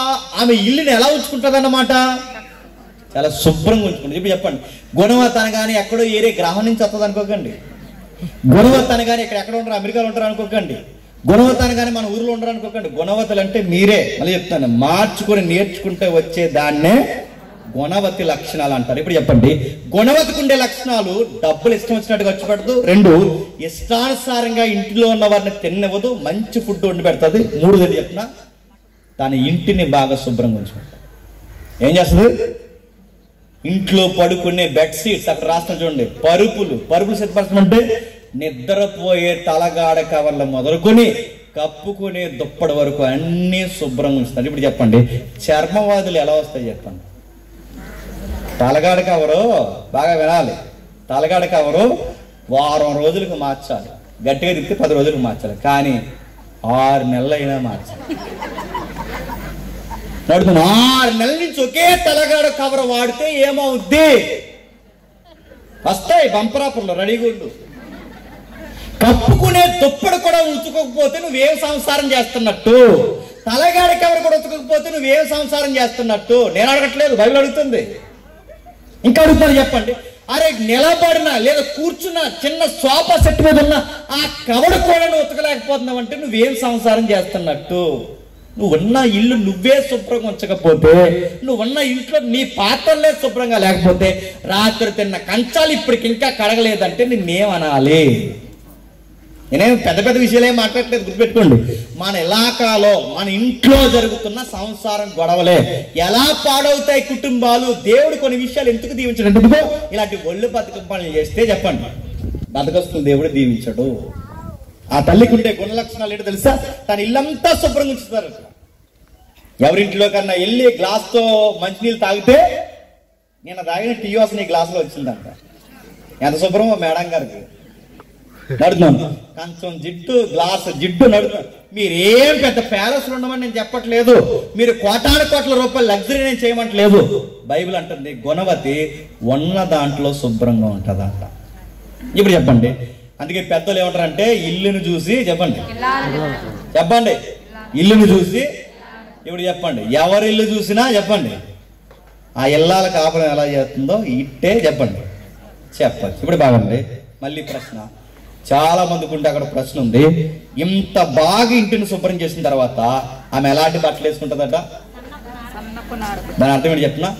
మంచి బట్టలు అంటే అర్థవంతమైన, లేదా ఒక మాట చెప్పాలంటే సంస్కారవంతమైన ట్రెడిషనల్ డ్రెస్ ఆమె వేసుకుంటుందట. సన్నప్పుడు అంటే మంచి డ్రెస్ లా మెయింటైన్ చేస్తే. ఇప్పుడు చెప్పండి, ఇల్లు శుభ్రంగా ఉన్న వాళ్ళకేమో ఒళ్ళు శుభ్రం ఉండదు, ఒళ్ళు శుభ్రంగా ఉన్న వాళ్ళకేమో చెప్పండి ఆవిడ రెడీ అవుతానేమో ఇల్లు రెడీ అవుతుంది. చెప్పండి, ఇల్లు రెడీ అవుతానేమో ఇంక మసీసుకుని సాయంత్రం వరకు తిరుగుతుంటారు. గుణవంతుకుండే లక్షణాలు ఏంటి చెప్పినా?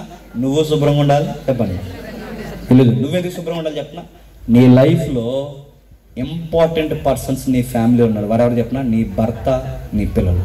వాళ్ళ దగ్గరే నువ్వు శుభ్రంగా లేకపోతే ఫంక్షన్కి వెళ్ళినప్పుడు రెడీ అయ్యి ఏం ఎరగదిద్దామని రెడీ అవుతున్నానని చెప్తున్నా. ఫంక్షన్ వాళ్ళు కాదు శుభ్రంగా కనబడాల్సింది ఎవరికి చెప్పండి?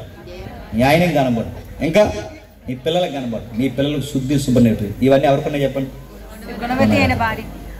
ఎప్పుడు చెప్పండి, ఈ గుణవతికి ఇన్ని లక్షణాలు ఎలా వచ్చాయి? ఇన్ని చక్కబడుతుందిగా, ఇన్ని లక్షణాలు ఏమిటి ఎలా వచ్చాయంటే 30వ వచనంలో చెప్తున్నాడు చూడండి. యెహోవా యందలి భయభక్తులు కలిగిన స్త్రీ. ఇప్పుడు చెప్పండి, ఆమె ఫైనాన్షియల్ గా నమ్మకంగా ఉండాలి, అలాగే వంట విషయంలో పెందల కడిగే లేవాలి, అలాగే ఇంటిని శుభ్రంగా ఉంచాలి, ఒంటిని శుభ్రంగా ఉంచాలి, వారి నడతలు అన్ని బాగా కనిపెట్టాలి, మంచి ఉపదేశాలు చేయాలి, ఎవరెవరు ఏం చేస్తారో అన్ని కనిపెట్టుకుంటే ఇన్ని జ్ఞానపు తెలివితేటలు ఈ తల్లికి ఎలా వచ్చాయండి? యెహోవా యందు భయభక్తులు. ఇప్పుడు చెప్పండి, సామెతల గ్రంథం ఎవరు రాస్తారో 128వ కీర్తన కూడా చెప్పండి ఆయన రాస్తాడు. 128వ కీర్తన రాసిన సొలొమోనే సామెతలు తిరిగి చెప్పండి. ఇప్పుడు గుణవతి అయిన స్త్రీకి ఈ లక్షణాలు అంటే ఇప్పుడు చెప్పండి, 128వ కీర్తనలో నీ లోకిటి నీ భార్య నీకు కలిసి రావాలి అంటే ఆమెకి ఏముంటే కలిసి వస్తుంది చెప్పండి? యెహోవా యందలి భయభక్తులు ఉంటే కలిసి వస్తుంది. ఇప్పుడు చెప్పండి, ఒక భర్తకి యెహోవా యందలి భయభక్తులు ఉంటే ఫైనాన్స్ కలిసి వస్తుంది. ఒక భార్యకి యెహోవా యందలి భయభక్తులు కలిసి ఉంటే చెప్పండి తన భర్తకి తాను కలిసి వచ్చే ఇల్లాలు అవుతారు. అంటే ఈ కీర్తన ఏం చెప్తుంది? ఒకటి బాగా వినాలి. ఒకటి, ఆర్థికంగా బాగుండాలన్నా దేవుడి దగ్గరికి రండి. రెండు, సంసారంలో మీ ఇద్దరు బాగుండాలన్నా దేవుడి దగ్గరికి రండి. మూడోది, ఈ రెండూ బాగుంటే మూడో ప్రాబ్లం ఏంటి తెలుసా? నీ భోజనం వాళ్ళ దగ్గర నీ పిల్లలు బాగుండాలి. ఎలా ఉండాలట? నీ భోజనం వాళ్ళ దగ్గర నీ పిల్లలు నీకు కలిసి రావాలి. అడుగుతున్నాను, మన పిల్లల్ని భోజనం వాళ్ళ దగ్గర ఒలివ మొక్కల్లా ఉండాలంటున్నారు. నిజంగా నేను అడుగుతాను, చెప్పండి, మన పిల్లలు ఒలివ మొక్కలే? చెప్పండి, గన్నేరు మొక్కలు. కొంతమంది తిట్టుకుంటున్నారు పిల్లల్ని, ఎవడండి ఎవడ తాలికండి ఎదవ పనికి మాలిన ఎదవ బండి ఎలా తోడుతున్నాడు, ఈ పెద్దోళ్ళను పిల్లలను గుద్దితే ఏముందండి, ఎదవ భయభక్తులు లేకుండా ఏడిసాడు ఎదవ అని తిడుతున్నప్పుడు ఆ మొక్క ఏ మొక్క? ఎవరి మొక్క అడుగుతున్నాను. ఊళ్ళో ఉన్న పెద్దలు, ఊళ్ళో ఉన్న జనాభా మన పుట్టిన కందిరీగలను తిట్టుకుంటున్నారంటే అడుగుతున్నావు కలిసి వచ్చే మొక్కలా? బండి తోలే విధానం తెలియదు. ఇప్పుడు జడ్ జనరేషన్ నడుస్తుంది. ఇప్పుడు కనీసం పెద్దోళ్ళతో మాట్లాడే సంస్కారం తెలుస్తుందా? ఏంటి వెళ్తాం చదువుతాం అని అడుగుతున్నాం. ఇవన్నీ రెక్లెస్. దేనికి చెప్పిన పోయే కాలానికి దగ్గర రోజులు అన్నమాట. కానీ నాన్న గౌరవించడు, అమ్మను గౌరవించడు. అక్కడ రాస్తున్నాడు చూడండి, నీ భోజనపు వాళ్ళ దగ్గర నీ పిల్లలు వలియ మొక్కలు. భోజనం వాళ్ళ దగ్గర మన పిల్లలు ఎన్ని వంకలాడతారండి భోజనానికి. కొంతమంది మగ పిల్లగాళ్ళు మన విలేజ్ కల్చర్లో, మళ్ళీ మన మిడిల్ క్లాస్లో, ఇంకా మన లో క్లాస్లో చేసే పొరపాట్లు ఏంటంటే, మన క్రైస్తవ ప్రాంతాల్లో చేసే పిల్లలు, మన పిల్లలు చేసే పొరపాటు ఏంటి చెప్పిన? కష్టపడి ఆ పొయ్యి దగ్గర గ్యాస్ దగ్గర కష్టపడాలి. అమ్మ కష్టపడి వంట చేసి పెడితే ఈ కూరగాయలు చేసే పని అని చెప్పిన, నాకు ఈ కూర వద్దని నచ్చిన కూర ఉండలేదని కంచాలు ఇసిరేసే కొడుకులు ఉన్నారంటే నమ్మగలరా? కూరలు ఇసిరేసే కొడుకులు ఉన్నారు, కంచాలు ఇసిరేసే కొడుకులు ఉన్నారు. పైగా అంటున్నాడు, నేను తిన్నో, నేను బయటికి పోతాను అంటున్నాడు. 30 ఏళ్ళు 20 ఏళ్ళు వచ్చిన కొడుకులు ఇంకా బల దగ్గర కూర్చుని తింటే ఆ కుటుంబం బాగుపడతాదా? మగపిల్లడు గుర్తుపెట్టుకోండి, మగపిల్లడు 21 సంవత్సరాలకి డిగ్రీ అయిపోవాలి. 25 సంవత్సరాలు వచ్చేసరికి కాంపిటేటివ్ ఫీల్డ్లో నువ్వు జాబ్ కొట్టాలి. 30 సంవత్సరాలు వచ్చేసరికి సేవింగ్స్ డబ్బులు దాయడం నువ్వు స్టార్ట్ చేయాలి. 30 ఏళ్ళ లోపు నీకు పెళ్ళి అయిపోవాలి. 35కి వచ్చేసరికి నీకు పిల్లలో జల్ల ఉండగలుగుతుంది. ఇది మగాడు బడ్జెట్, గుర్తుపెట్టుకోండి. ఉన్నాయా? 30 ఏళ్ళు వచ్చి ఇంకా బల దగ్గర కూర్చున్నాడు. 30 ఏళ్ళు వచ్చి మీ నాన్నంత ఎత్తైపోయి మీ అమ్మంత ఎత్తైపోయి ఇంకా వాళ్ళ కష్టార్జితం మీద బతుకుతున్నావంటే నీ వల్ల ఇల్లు ఏమో చెప్పండి, గొల్ల అవుద్ది. నీకు చదువు లేదు, టాలెంట్ లేదు. ఇప్పుడు వస్తున్న ఏ టెక్నాలజీని బట్టి రేపు పొద్దున్న నీకు నీ కాలం మీద నువ్వు బతకగలవంటే బతకగలవు. నీకు ఒక టాలెంట్ ఏడిసిందా? పెయింటింగ్లకి వెళ్ళాడు, పెయింట్ వేయడానికి వెళ్ళాడట. నువ్వు పెయింట్ వేసుకుంటాను కాలేదు అయ్యా, నేను గుర్తుపెట్టుకో. నీకు ఏదో కనీసం ఒక ఐటీ అయినా చేయి, 10th తరగతి కనీసం ఒక నాలెడ్జ్, కనీసం ఒక పని ఏదో ఒకటి. ఎంతకాలం పెయింట్లు వేస్తావు, ఎంతకాలం పనులు చేస్తావు, ఎంతకాలం సెక్యూరిటీ జాబులు చేస్తావు, ఎంతకాలం చేస్తావు? చేస్తే చేస్తావు. ఆ డబ్బులతో ఏమన్నా సాధించాలని కసి నీకుందా? మా నాన్నకి వయసు అయిపోతుంది, మా అమ్మకి వయసు అయిపోతుంది, ఇంకా నేను తిని కూర్చొస్తాను. రేపు పొద్దున్న వీళ్ళకి గుప్పడి మెతుకులు నేను పెట్టకపోతే 40 ఏళ్ళు వచ్చినా నా తల్లిదండ్రులు నేను సరిగ్గా చూడలేకపోతున్నాను అని నీకు ఎప్పుడన్నా అనిపించకపోతే నువ్వు కొడుకు, ఆ కొడుకు నువ్వు ఎలాంటి కొడుకు చెప్పినా ఇంటికి భారం అయిపోయిన కొడుకును. తన కూతుర్లు ఏమైనా మాట్లాడుతున్నారా? తిన్నా 2 కంచాలు తీయండి ఈ మేడం అందంట. నేను కంచాలు తీయాలా? షెట్ అందంట, కంచాలు తీయదంట.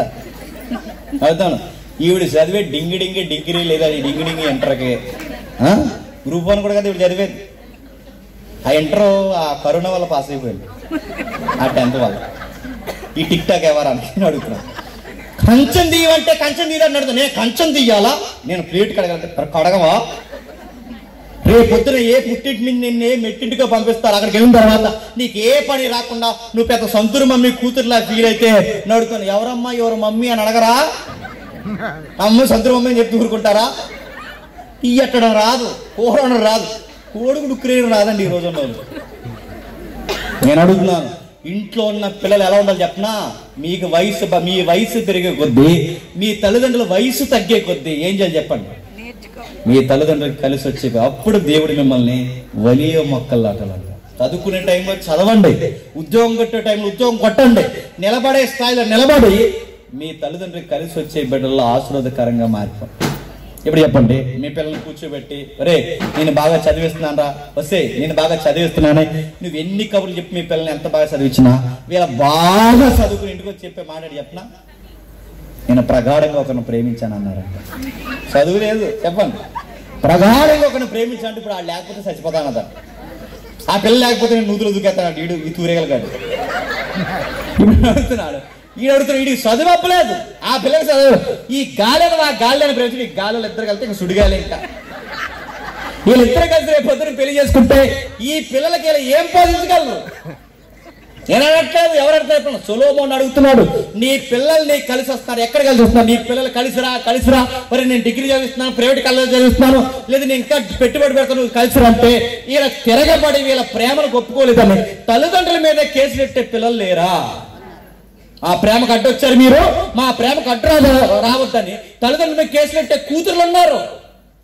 తిరగొద్దే, ఆ మగపిల్లడితో తిరగొద్దు, రేపు పొద్దున పెళ్లి అయితే ఏమంటారు, రేపు పొద్దున ఫ్రెండ్స్ అని అదని తిరక్కో, మీ నాన్న ఏమైపోవాలి అన్నని తల్లి అడిగిందని చెప్పి ఆ తల్లి గొంతుకు సున్ని వేసి చంపేసింది ఒక కూతురు.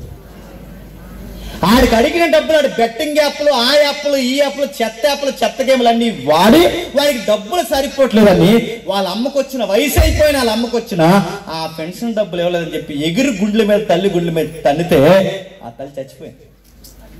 కలిసి వచ్చే కొడుకు లేరి, కలిసి వచ్చే కూతురు లేరి, నడుతున్న కష్టపడి చదివిస్తున్నారు. ఇడికి రేపు పొద్దున్న పెళ్ళి అయితే ఏ కోడలో ఎవరో వస్తే వీళ్ళిద్దరు కలిసి పెద్దోళ్ళ కోసం మాట్లాడి చెప్పినా నేను ఇంట్లో ఉంటే వాసన చేస్తున్నారు, పంపించే అన్నారు. చదువుతున్నాను, తల్లిదండ్రులు గుప్పడి గంజేయడానికి ఎడుతున్నారు, గుప్పడి మెతుకులు పెట్టడానికి ఎడుతున్నారు. మీ పిల్లలు ఎంత చదివించినా మీ కలిసి రాకపోవడానికి కారణం, వాడి కోడలు వచ్చేసరికి మారిపోవడానికి కారణం, అల్లుడు వచ్చేసరికి మారిపోవడానికి కారణం ఏంటి చెప్పనా? మీ పిల్లలకి అన్నీ నేర్పించారు, చదువులు నేర్పించారు, తిండి నేర్పించారు, బట్టలు వేసుకోవడం నేర్పించారు, అన్నీ నేర్పించారు, కానీ మీ పిల్లలకి యెహోవా యందు భయభక్తులు నేర్పారు. అందుకే దెబ్బతిన్నా.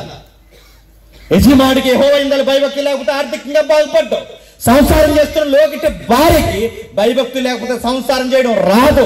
నీ సంతానం నీకు కలిసి రావాలంటే నీ పిల్లలకి చిన్నతనం నుంచి సండే స్కూల్ లెవెల్ నుంచి కూడా నీ పిల్లలకి దేవుని యందు భయభక్తులు నేర్పించకపోతే నీ పిల్లల్ని ఎంత కలిసి రమ్మన్నా కలిసి రారు. ఈ కీర్తన నీకు నాకు ఏమైనా సెలవిస్తుందో తెలుసు. ఇదిగో ఈ 4 విషయాలు నువ్వు బాగుపడాలి అంటే సూత్రం ఒకటే ఆర్థికంగా, 2 సంసారంలో, 3 నీ సంతానం నీకు కలిసి రావాలి. ఇవన్నీ నీకు కలిసి రావాలి అంటే మొదటి వచనం నిత్యముగా యెహోవా యందు భయభక్తులు కలిగి ఉండాలి. 6వ వచనం చూడండి ఒకసారి త్వరగా. 6వ వచనం, నీ పిల్లలు నువ్వు చూసేదవు, ఇశ్రాయేలు మీద సమాధానం ఉండును గాక. నీ పిల్లలు నువ్వు చూసేది. ఇప్పుడు చెప్పండి, పిల్లలు చూడటం అంటే ఏంటి చెప్పాలి? పిల్లలు చూడటం అంటే ఏంటి? ఎక్కువ కాలం బతికే ఆరోగ్యం ఉండడం. ఇప్పుడు అడుగుతున్నాను, పిల్లలు చూసేంత కాలం బతికే రోజులు మనుషులు ఇప్పుడు ఉన్నారా?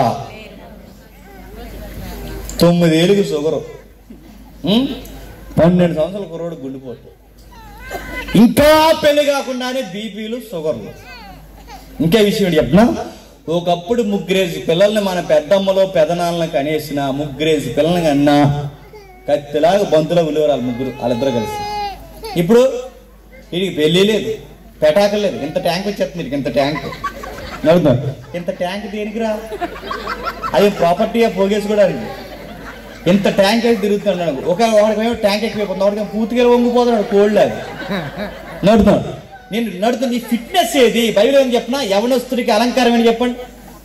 వాడి బలమే వాడికి అలంకారం ఉంది. యవనస్తుడికి నడుతున్నాడు. ఏది నీ ఫిట్నెస్ ఏది నడుతున్నాడు? ఒకరు ఫిట్గా ఉండే పరిస్థితులు ఏవి? ఒకప్పుడు పిల్లలు తరతరాలు అంటే కొడుకుల్ని చూస్తున్నారు. ఇప్పుడు ఎక్కడ చూస్తున్నారు? ఎందుకు నడుతున్నారు? వాసౌట్ బాడీలు ఎందుకు వాసౌట్ అవుతున్నాయి? తిండికి తగ్గ పని చేసేవారు పనికి తగ్గ చెప్పండి తిండి తినేవారు. అందుకే ఆ జనరేషన్ బాగుంది. ఇప్పుడు తిండి ఎక్కువ, అన్ని తినేయడమే. నడుతాను పని పాట లేకుండా తింటే ఏమవుతారు? నడుతాను ఏమీ లేకపోతే నడుతాను అడ్డగోలుగా ఆరోగ్యాన్ని పాడు చేసుకుంటున్నారు. 12 కాలం బతికేవాళ్ళే ఉన్నారు. పైగా చాలా మందికి గుర్తొస్తుంది ఈ మధ్యకాలంలో, లేదంటే మంచి ఫిట్నెస్ మెయింటైన్ చేయాలి, ఎక్సర్సైజ్ చేయాలి, రన్నింగ్ చేయాలి, మంచిగా జిమ్కి వెళ్ళాలంటే జిమ్కి వెళితే ఫిట్నెస్ వచ్చేసిన ఆరోగ్యం వచ్చేస్తాదా? జిమ్కి వెళ్ళిన వాళ్ళందరూ ఆరోగ్యంగా ఉంటారు అనుకుంటే నిన్నో మొన్నో సమంత పెళ్లి చేసుకుంది, ఆవిడకి విచిత్రమైన రోగం ఉంది, 20% జిమ్లో ఉంటుంది, ముట్టుకుంటే చచ్చిపోయే రోగం నడుతున్నాను. అలాంటి రోగంతో ఆవిడ నడుతున్నాను. డబ్బులు ఉన్న వాళ్ళందరూ ఆరోగ్యంగా ఉన్నారా? జిమ్కి వెళ్ళే వాళ్ళందరూ ఆరోగ్యంగా ఉన్నారా? రన్నింగ్ చేసిన అందరూ ఆరోగ్యం, రన్నింగ్ ట్రాక్ల మీద చచ్చిపోతున్నారు. చాలా మంది ఏమన్నారంటే, లేదంటే మాకు ఫ్యామిలీ డాక్టర్ ఉన్నాడు, ఆర్ఎంపీ గారు బాగా చూస్తారు అన్నారంటే. అడుగుతున్నాను, డాక్టర్ ఉన్నంత మాత్రాన ఆరోగ్యంగా ఉంటారా? మన ఆరోగ్యం డాక్టర్ చేతుల్లో ఉందా? షుగర్ డాక్టర్ దగ్గరికి వెళ్తే డాక్టర్కే షుగర్ ఉందంట, ఇంకెవరైనా అడగండి. బీపీ డాక్టర్కి బీపీ ఉంటే ఇంకెవరికైనా చెప్పుకోండి. ఎవడో మూలవ్యాధి తెలియండి, ఆ డాక్టర్కి ఉందంట మూలవ్యాధి, ఇంకెవరు చెప్పుకున్నది. అంటే ప్రాబ్లం గుర్తుపెట్టుకోండి, ఆరోగ్యం ఎవరి చేతుల్లో లేదు. మరి బైబిల్ ఏం చెప్తుంది చెప్పండి? నీ హెల్త్ స్కేల్, నీ ఆరోగ్యం కూడా ఎవరి చేతిలో ఉందో చెప్పనా? దేవుడు. ఇప్పుడు చెప్పండి, నీ ఆరోగ్యం కూడా నీకు కలిసి రావాలి అంటే, నీ ఆరోగ్యం నీ బలము నీకు కలిసి రావాలి అంటే చెప్పండి, యెహోవా యందలి భయభక్తులు ఉంటారు. చెప్పండి, ఆర్థికంగాను చెప్పండి, సంసారంలోను చెప్పండి, సంతానంలో చెప్పండి, ఆరోగ్యంలో, ఈ 4 విషయాలు నీకు కలిసి రావాలి అంటే యెహోవా యందలి భయభక్తులు. చాలా మంది మొలకెత్తిన విత్తనాలు తినండి ఆరోగ్యంగా ఉంటాను, మొలకెత్తిన విత్తనాలు తిన్నా కూడా గ్యాస్ ఎక్కువైపోయి చచ్చిపోయింది. మొలకెత్తిన విత్తనాలు తిన్న వాళ్ళందరూ ఆరోగ్యంగా ఉంటారా? నేను చాలా దిక్కుని చెప్పిన మెసేజ్, ఎందుకంటే జనరల్ మెసేజ్ ఎక్కువ ప్రాంతాలు నేను చెప్తాను, చాలా దిక్కుని చెప్పింది మీకు చెప్తాను వినండి. చాలా మంది ఎర్లీ మార్నింగ్ సిటీలోకి వెళ్ళిపోతారు, దేనికి? ఆరోగ్యం కోసం. ఈ రిటైర్ అయిపోయి ముసలి అందరూ ఎర్లీ మార్నింగ్ 4:30కి పార్క్కి వెళ్ళిపోతారు. వెళ్ళిపోయి ఏం చేస్తారంటే శ్వాస మీద ధ్యాస, ఆసనాలు, అలాగే ఆసనాలలో మళ్ళీ వాళ్ళకి ఏం చేస్తారంటే నవ్వుతారనమాట. అందుకే ఈ మధ్యకాలంలో ఎక్కడ లేనంత ఒక ప్రాక్టీస్ వచ్చింది. ఆ ప్రాక్టీస్ ఏంటంటే ఎక్కువ కోపపడకూడదు, నవ్వాలి. ఎక్కువ నవ్వుతానంటే ఎక్కువ కాలం బతికేస్తారంట. అందుకే ఏం చేస్తారంటే కోపం వచ్చినప్పుడల్లా ఇలా గాలి తీసుకుని అలా గాలి వదిలేస్తే ఎక్కువ కాలం బతికేస్తారంట. అలాగే ఎక్కువ కోపం వచ్చినప్పుడు అంకిల్ ఎక్కడ 1, 2 ఎక్కడ అమ్మయ్య అనుకుంటారంట. అంటే ఎక్కువ కోపపడకూడదు అనమాట. ఎక్కువ కోపపడితే త్వరగా చచ్చిపోతారని ఈ యోగాలో ఒక సూత్రం ఇది. అందుకే వీళ్ళందరూ ఏం చేస్తారు, కోపపడకుండా నవ్వు రాకపోయినా ఏం చేస్తారంటే చెప్పండి, పార్క్కి వెళ్ళి నవ్వేస్తారు. ఈ 4:30కి వెళ్ళిపోయి ఈ పెద్దమ్మలు పెద్దనాళ్ళందరూ 4:30కి పార్క్కి వెళ్ళిపోయి నవ్వేస్తారు. అందులో ఈ గురువు ఉంటుంది, ఆ గురువు మధ్యలో నిలబడి, ఆ గురువు గారు నిలబడి చెప్తాడు ఏమంటే, ఇప్పుడు మనం అందరం ఒకేసారి సింహంలో నవ్వుదాం అనగానే హాహాహాహా నవ్వుతారు, పుల్లా నవ్వుదాం అనగానే హాహా నవ్వుతారు. ఓ ముసలిది బాగా ఎక్కువ కాలం బతికేలని బాగా ఎక్కువ నవ్వేసి హాహా అని ఇంటికి తీసుకొస్తారు, చచ్చిపోయింది. నవ్వేసి బతికేద్దాం అనుకుంది ముసలిది, నవ్వేసి చచ్చిపోయింది. నవ్వుతే బతికేస్తారా? మొలకెత్తిన విత్తనాలు తింటే బతికేస్తారా? ఎక్సర్సైజ్ చేస్తే బతికేస్తారా? ఈ కీర్తన చెప్తుంది ఏమని చెప్పినా, నవ్వుతే కాదు, యెహోవా యందలి భయభక్తులు. నీ పిల్లల జీవితాలను చూడాలన్నా, నీ మనవళ్ళ జీవితాలు చూడాలన్నా, నీ జీవితం ఆశీర్వాదకరంగా ఉండాలి అంటే చెప్పండి, యెహోవా యందలి భయభక్తులు. ఈ కీర్తన నీకు నాకు ఏమని సెలవిస్తుంది తెలుసుదిగో, యెహోవా యందలి భయభక్తులు కలిగిన వారు ఈ సగటు జీవితంలో 60 ఏళ్ల జీవితంలో ఈ 4 విషయంలో మీరు ఎటు పరిగెట్టకండి, ఆ దేవుడి దగ్గరికి రండి. ఆ దేవుడి దగ్గరికి ఎప్పుడైతే వస్తారో ఆశీర్వాదకరంగా మారిపోతారు. ఆ దేవుడి దగ్గరికి ఎప్పుడైతే వస్తారో నిశ్చయముగా దేవుడు మిమ్మల్ని దీవిస్తాడు. ఆ దేవుడి దగ్గరికి ఎప్పుడైతే వస్తారో దేవుడు మీకు కావాల్సిన ఈ 4 విషయాలు దేవుడు మీకు చెప్పండి అనుగ్రహిస్తాడు. ఇంకా విషయం చెప్తాను చూడండి, 5వ వచనంలో త్వరగా 5వ వచనంలో విషయం చెప్తాను చూడండి, ముగిద్దాం. 5వ వచనంలో ఆశీర్వదించును, నీ జీవిత కాలమంతా యెరూషలేమునకు క్షేమము కలుగుట చూచెదవు, నీ పిల్లలను నువ్వు చూచెదవు, ఇశ్రాయేలు మీద సమాధానం ఉండుగాక. అక్కడ ఒక మాట రాస్తున్నారు చూడండి, సియోనులో నుండి యెహోవా నిన్ను ఆశీర్వదించును, నీ జీవిత కాలం అంతా యెరూషలేమునకు చెప్పండి క్షేమము కలుగుట చూస్తా. సియోను నుండి ఆశీర్వదించడం ఏంటి ఇప్పుడు చెప్పండి? సియోను యెరూషలేము అంటే ఎక్కడ ఉందండి? ఇజ్రాయెల్ దేశంలో ఉంది సియోను యెరూషలేం అంటే. ఇప్పుడు సియోను యెరూషలేం నుంచి దేవుడు ఆశీర్వదిస్తాడంటే మనందరూ ఇజ్రాయెల్ దేశం వెళ్ళమని కాదు, సియోను యెరూషలేం నుంచి ఆశీర్వదించడం అంటే మీరు గుర్తుపట్టండి, సియోను యెరూషలేం నుంచి ఆశీర్వదించడం అంటే క్రొత్త నిబంధనలో సియోను యెరూషలేం అంటే సంఘం. ఏంటది? క్రొత్త నిబంధనలో సియోను యెరూషలేం అంటే సంఘం. ఇప్పుడు దేవుడు సియోను యెరూషలేం ఆశీర్వదిస్తాడంటే దేవుడు ఎక్కడికి వస్తే మనల్ని ఆశీర్వదిస్తాడు చెప్పండి? సంఘానికి వస్తే ఆశీర్వదిస్తాడు, దేవుని సన్నిధికి వస్తే ఆశీర్వదిస్తాడు. అంటే నీ భార్య, నువ్వు, నీ పిల్లలు, నీ భర్త, నువ్వు, నీ పిల్లలు, మీ కుటుంబం అంతా ఆశీర్వదింపబడాలి అంటే మీరు ఖచ్చితంగా ఎక్కడికి రావాలి చెప్పండి? సంఘానికి రావాలి. వస్తున్నారా? భర్త వస్తే భార్య రాదు, భార్య వస్తే భర్త రాదు, వీళ్ళిద్దరు వస్తే పిల్లలు రాదు, వీళ్ళందరూ వస్తే ఇంక పాటలు ఎవరికి ఇవ్వకూడదు, ఇంకా వాళ్ళకి ఇవ్వాలి. ఇంక ఈ కుటుంబం వస్తే ఆ సంఘాన్ని బెదిరించేస్తారు ఆ పాస్టర్ గారిని, ఎందుకంటే వీళ్ళు అధిక రాబడి ఆ సంఘానికి. వాళ్ళకి పాట ఇవ్వకపోతే కోపం, చెప్పండి, వాక్యం ఇవ్వకపోతే కోపం, గౌరవించకపోతే కోపం. ఈ మధ్యకాలంలో ఎక్కడ లేని మనోభావాలు ఎక్కడ తగలడుతున్నాయి తెలుసా? మన క్రైస్తవులు కూడా తగలడుతున్నాయి. ఓ పెద్ద మందట సంఘం మీద కోపం ఇచ్చిందంట. ఏవై పెద్దమ్మ సంఘం మానేసా అంటే ఆ పెద్ద మందట రాను ఇంక రేపు నుంచి సంఘానికి అందట. ఏ అని అడిగితే రాను అందట. ఏ అంటే అత్తమాన పాస్టర్ గారు ఏం నాయకున్నారు మానే, ఆయన ఏలెత్తడం అలవాటు. ముందు ఏరెత్తితే మానేస్తున్నారు, పేరెత్తితే మానేస్తున్నారు, ఏమన్నా అంటే మానేస్తున్నారు, మారంటే మానేస్తున్నారు. ఎందుకు? ఈదికి 70 సంఘాలు. ఒకప్పుడు ఊరికి 1-2 సంఘాలు ఉంటాయి. ఈ సంఘం కాబట్టి ఆ సంఘానికి పోతున్నారు, ఆ సంఘానికి కాబట్టి ఆ సంఘానికి పోతారు, ఈ సంఘం అయితే ఈ సంఘానికి పోతున్నారు. నేను అడుగుతున్నాను, నీకు ఈ సంఘంలో తెరం లేనప్పుడు ఆ సంఘానికి పోతే నీకు తెరం వస్తుందా? నీకు ఇక్కడ తెరం లేనప్పుడు పోతే అర్థాలు. ఈ పాస్టర్ గారి దగ్గర నీకు నిలకడలేనప్పుడు నీకు ఏ పాస్టర్ గారి దగ్గరికి వెళ్ళినా నీకు నిలకడ ఆశీర్వాదం ఉండదు. ఉన్న సంఘంలో తినంగా 7. నీ కుటుంబ సమేత అక్కడికి రా, ఆ కుటుంబంలో నిలబడు. సంఘాలు మార్చుకుంటూ తిరుగుతానంటే దేవుడు నిన్ను చూడడానికి కొట్టినావా? ఒకవేళ ఆ పాస్టర్ క్యారెక్టర్లెస్ అయితే, ఆ పాస్టర్ లంచగొండ అయితే, ఆ పాస్టర్ దొంగ మాటలు మాట్లాడైతే నేను చెప్తాను మానే నాడు సంఘం. కానీ ఒకవేళ నిన్ను గద్దించే పాస్టర్ గా నాకు ఉంటే నువ్వు సంఘం మానేసావో పాస్టర్కి నష్టం కాదు, చెప్పండి, నీకు నష్టం, నీకు ఇబ్బంది. అడుగుతాను, సంఘానికి ఎందుకు వస్తున్నావు? దైవజనుల కోసం కాదు, సంఘానికి ఎందుకు వస్తున్నావు? నువ్వు ఆర్థికంగా సంసారంలో నీ పిల్లలతో ఆరోగ్యంలో ఆస్వాదకరంగా ఉండాలంటే నువ్వు ఎక్కడికి రావాలి చెప్పండి? వారం అంతా పో, ఎంత కష్టపడతావో కష్టపడు, కానీ ఆదివారం వచ్చేసరికి చక్కగా తలకి స్నానం చేసి ఉతికిన బట్టలు వేసుకొని తలకొక బైబిల్ పట్టుకొని దేవుడి సన్నిధికి వచ్చి ఆ పాస్టర్ గారు పులిపేట మీద నిలబడి మాట్లాడుతున్నప్పుడు ఆయన ఏం చెప్తున్నాడో కాస్త యెహోవా యొద్దల ఆజ్ఞలు ఏంటో, భయభక్తులు ఏంటో, ఆయన కట్టడలు ఏంటో తెలుసుకొని ఆ వారం అంతా పాటించే ప్రయత్నం చేయి. నీ గుడారానికి ఏ తెగులు చేరకుండా దేవుడు నేను కాపాడతాడు. నిశ్చయముగా నీ రెక్కల కష్టాన్ని ఆశీర్వదిస్తాడు. నీ పిల్లలకి మంచి భవిష్యత్తు అనుగ్రహిస్తాడు. కోట్ల రూపాయలు ఇస్తాడని అనగానే ఉన్న దాంట్లో నీకు తృప్తి ఇస్తాడు. ఈ కంటెంట్ నే క్రొత్త నిబంధనలు ఏమని రాస్తాడు చూడండి. ముగిద్దాం ఒకసారి. మత్తయి సువార్త ఈ కీర్తన సారాన్ని క్రొత్త నిబంధనలు ఏమని రాస్తాడు చూడండి. మత్తయి సువార్త 6వ అధ్యాయం, మత్తయి సువార్త 6వ అధ్యాయం 31వ వచనం. మత్తయి సువార్త 6వ అధ్యాయం 31వ వచనం. కాబట్టి ఏమి తిందుమో, ఏమి త్రాగుదుమో, ఏమి ధరించుకుందుమని చింతించకండి. అన్యజనులు వీటన్నిటి విషయమై విచారించుచున్నారు. ఇవన్నీ మీకు కావాలని తెలుసు. ఏం తిందామో, ఏం తాగుదామో, ఏం ధరించుకుందాం, ఏం సంపాదించుతామో, ఈ భూమి మీద సగటు వనరుల కొరకు మీరు ఆలోచించకండి. ఇవన్నీ బయట ఆలోచిస్తారు, కానీ ఇవన్నీ అవసరాలు మీకు కూడా కావాలని నాకు తెలుసు. నీవన్నీ మీకు నేను అనుగ్రహించాలి అంటే ఆ కీర్తనలో చెప్పిన సారాంశం చెప్తున్నారు చూడండి.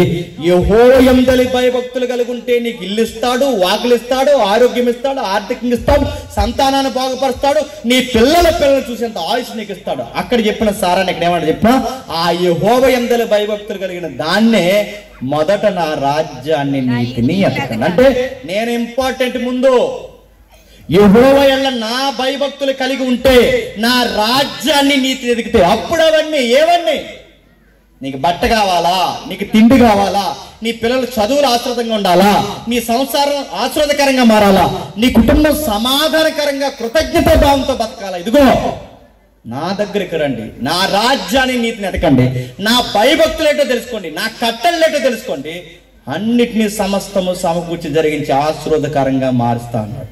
ఇప్పుడు చెప్పండి, దేవుడు నీకు ఎన్ని మేలు చేస్తున్నాడు? నువ్వు పుట్టే దగ్గర నుంచి చెప్పడం వరకు, నీ కష్టార్జితం వరకు దేవుడు నీకు ఎన్ని మేలు చేస్తున్నాడు తెలుసా? బయట ఉన్న వారు ఎంత సంపాదించినా రాని తృప్తికరమైన జీవితం నీకు ఇచ్చాడంటే నీ నోటంటే ఎవరైనా చెప్పినా దేవా నీకు స్తుతులు కలిగిన గాకనే కృతజ్ఞతను చెప్పాలి. ఈ కుటుంబానికే జరిగాయా నడుతున్న మేలు? ఎవరైతే ఈ కుటుంబం కృతజ్ఞత కూడా కట్టింది, ఈ కుటుంబం ఒక్కటే కృతజ్ఞత కలిగి ఉందని అడుగుతాను. నీకు చేయలేదు దేవుడు కృతజ్ఞత? చాలా మంది కృతజ్ఞత కూడా కనగానే ఏమనుకుంటారంటే టీ ఇచ్చి మిచ్చిరిచ్చి పంపించడం అనుకుంటారు. అదే అలవాటు పడ్డారు అంటున్నాను. టీ ఇచ్చి మిచ్చిరిచ్చి పంపాడు కాదు కృతజ్ఞత కూడా కంటే చెప్పిన కృతజ్ఞత అంటే చెప్పిన లైఫ్ లాంగ్ జీవితం అంతా దేవా నువ్వు చేసిన మేలులకి చెప్పండి నేను కృతజ్ఞత కలిగి ఉంటాను. ఇదిగో ఈ మాటలు మాట్లాడి నీకు నచ్చట్లేదా? నేను మార్చుకుంటాను. ఇవి చూడడం నీకు నచ్చట్లేదా? నేను మార్చుకుంటాను. ఇదిగో ఇలా బ్రతకడం నీ చిత్తం కాదు, నేను మార్చుకుంటాను. దీన్నే కృతజ్ఞత కలిగి జీవించాడు. దేవుడు అంటున్నాడు, నిత్యముగా మిమ్మల్ని ఆశీర్వదించాలి అంటే నా రాజ్యాన్ని నీతి నేర్పండి. ఎంత ఆశ్రయిస్తా ప్రభు అంటే ఈ టెక్స్ట్ మీరు ఇంటికి వెళ్ళి చదవండి.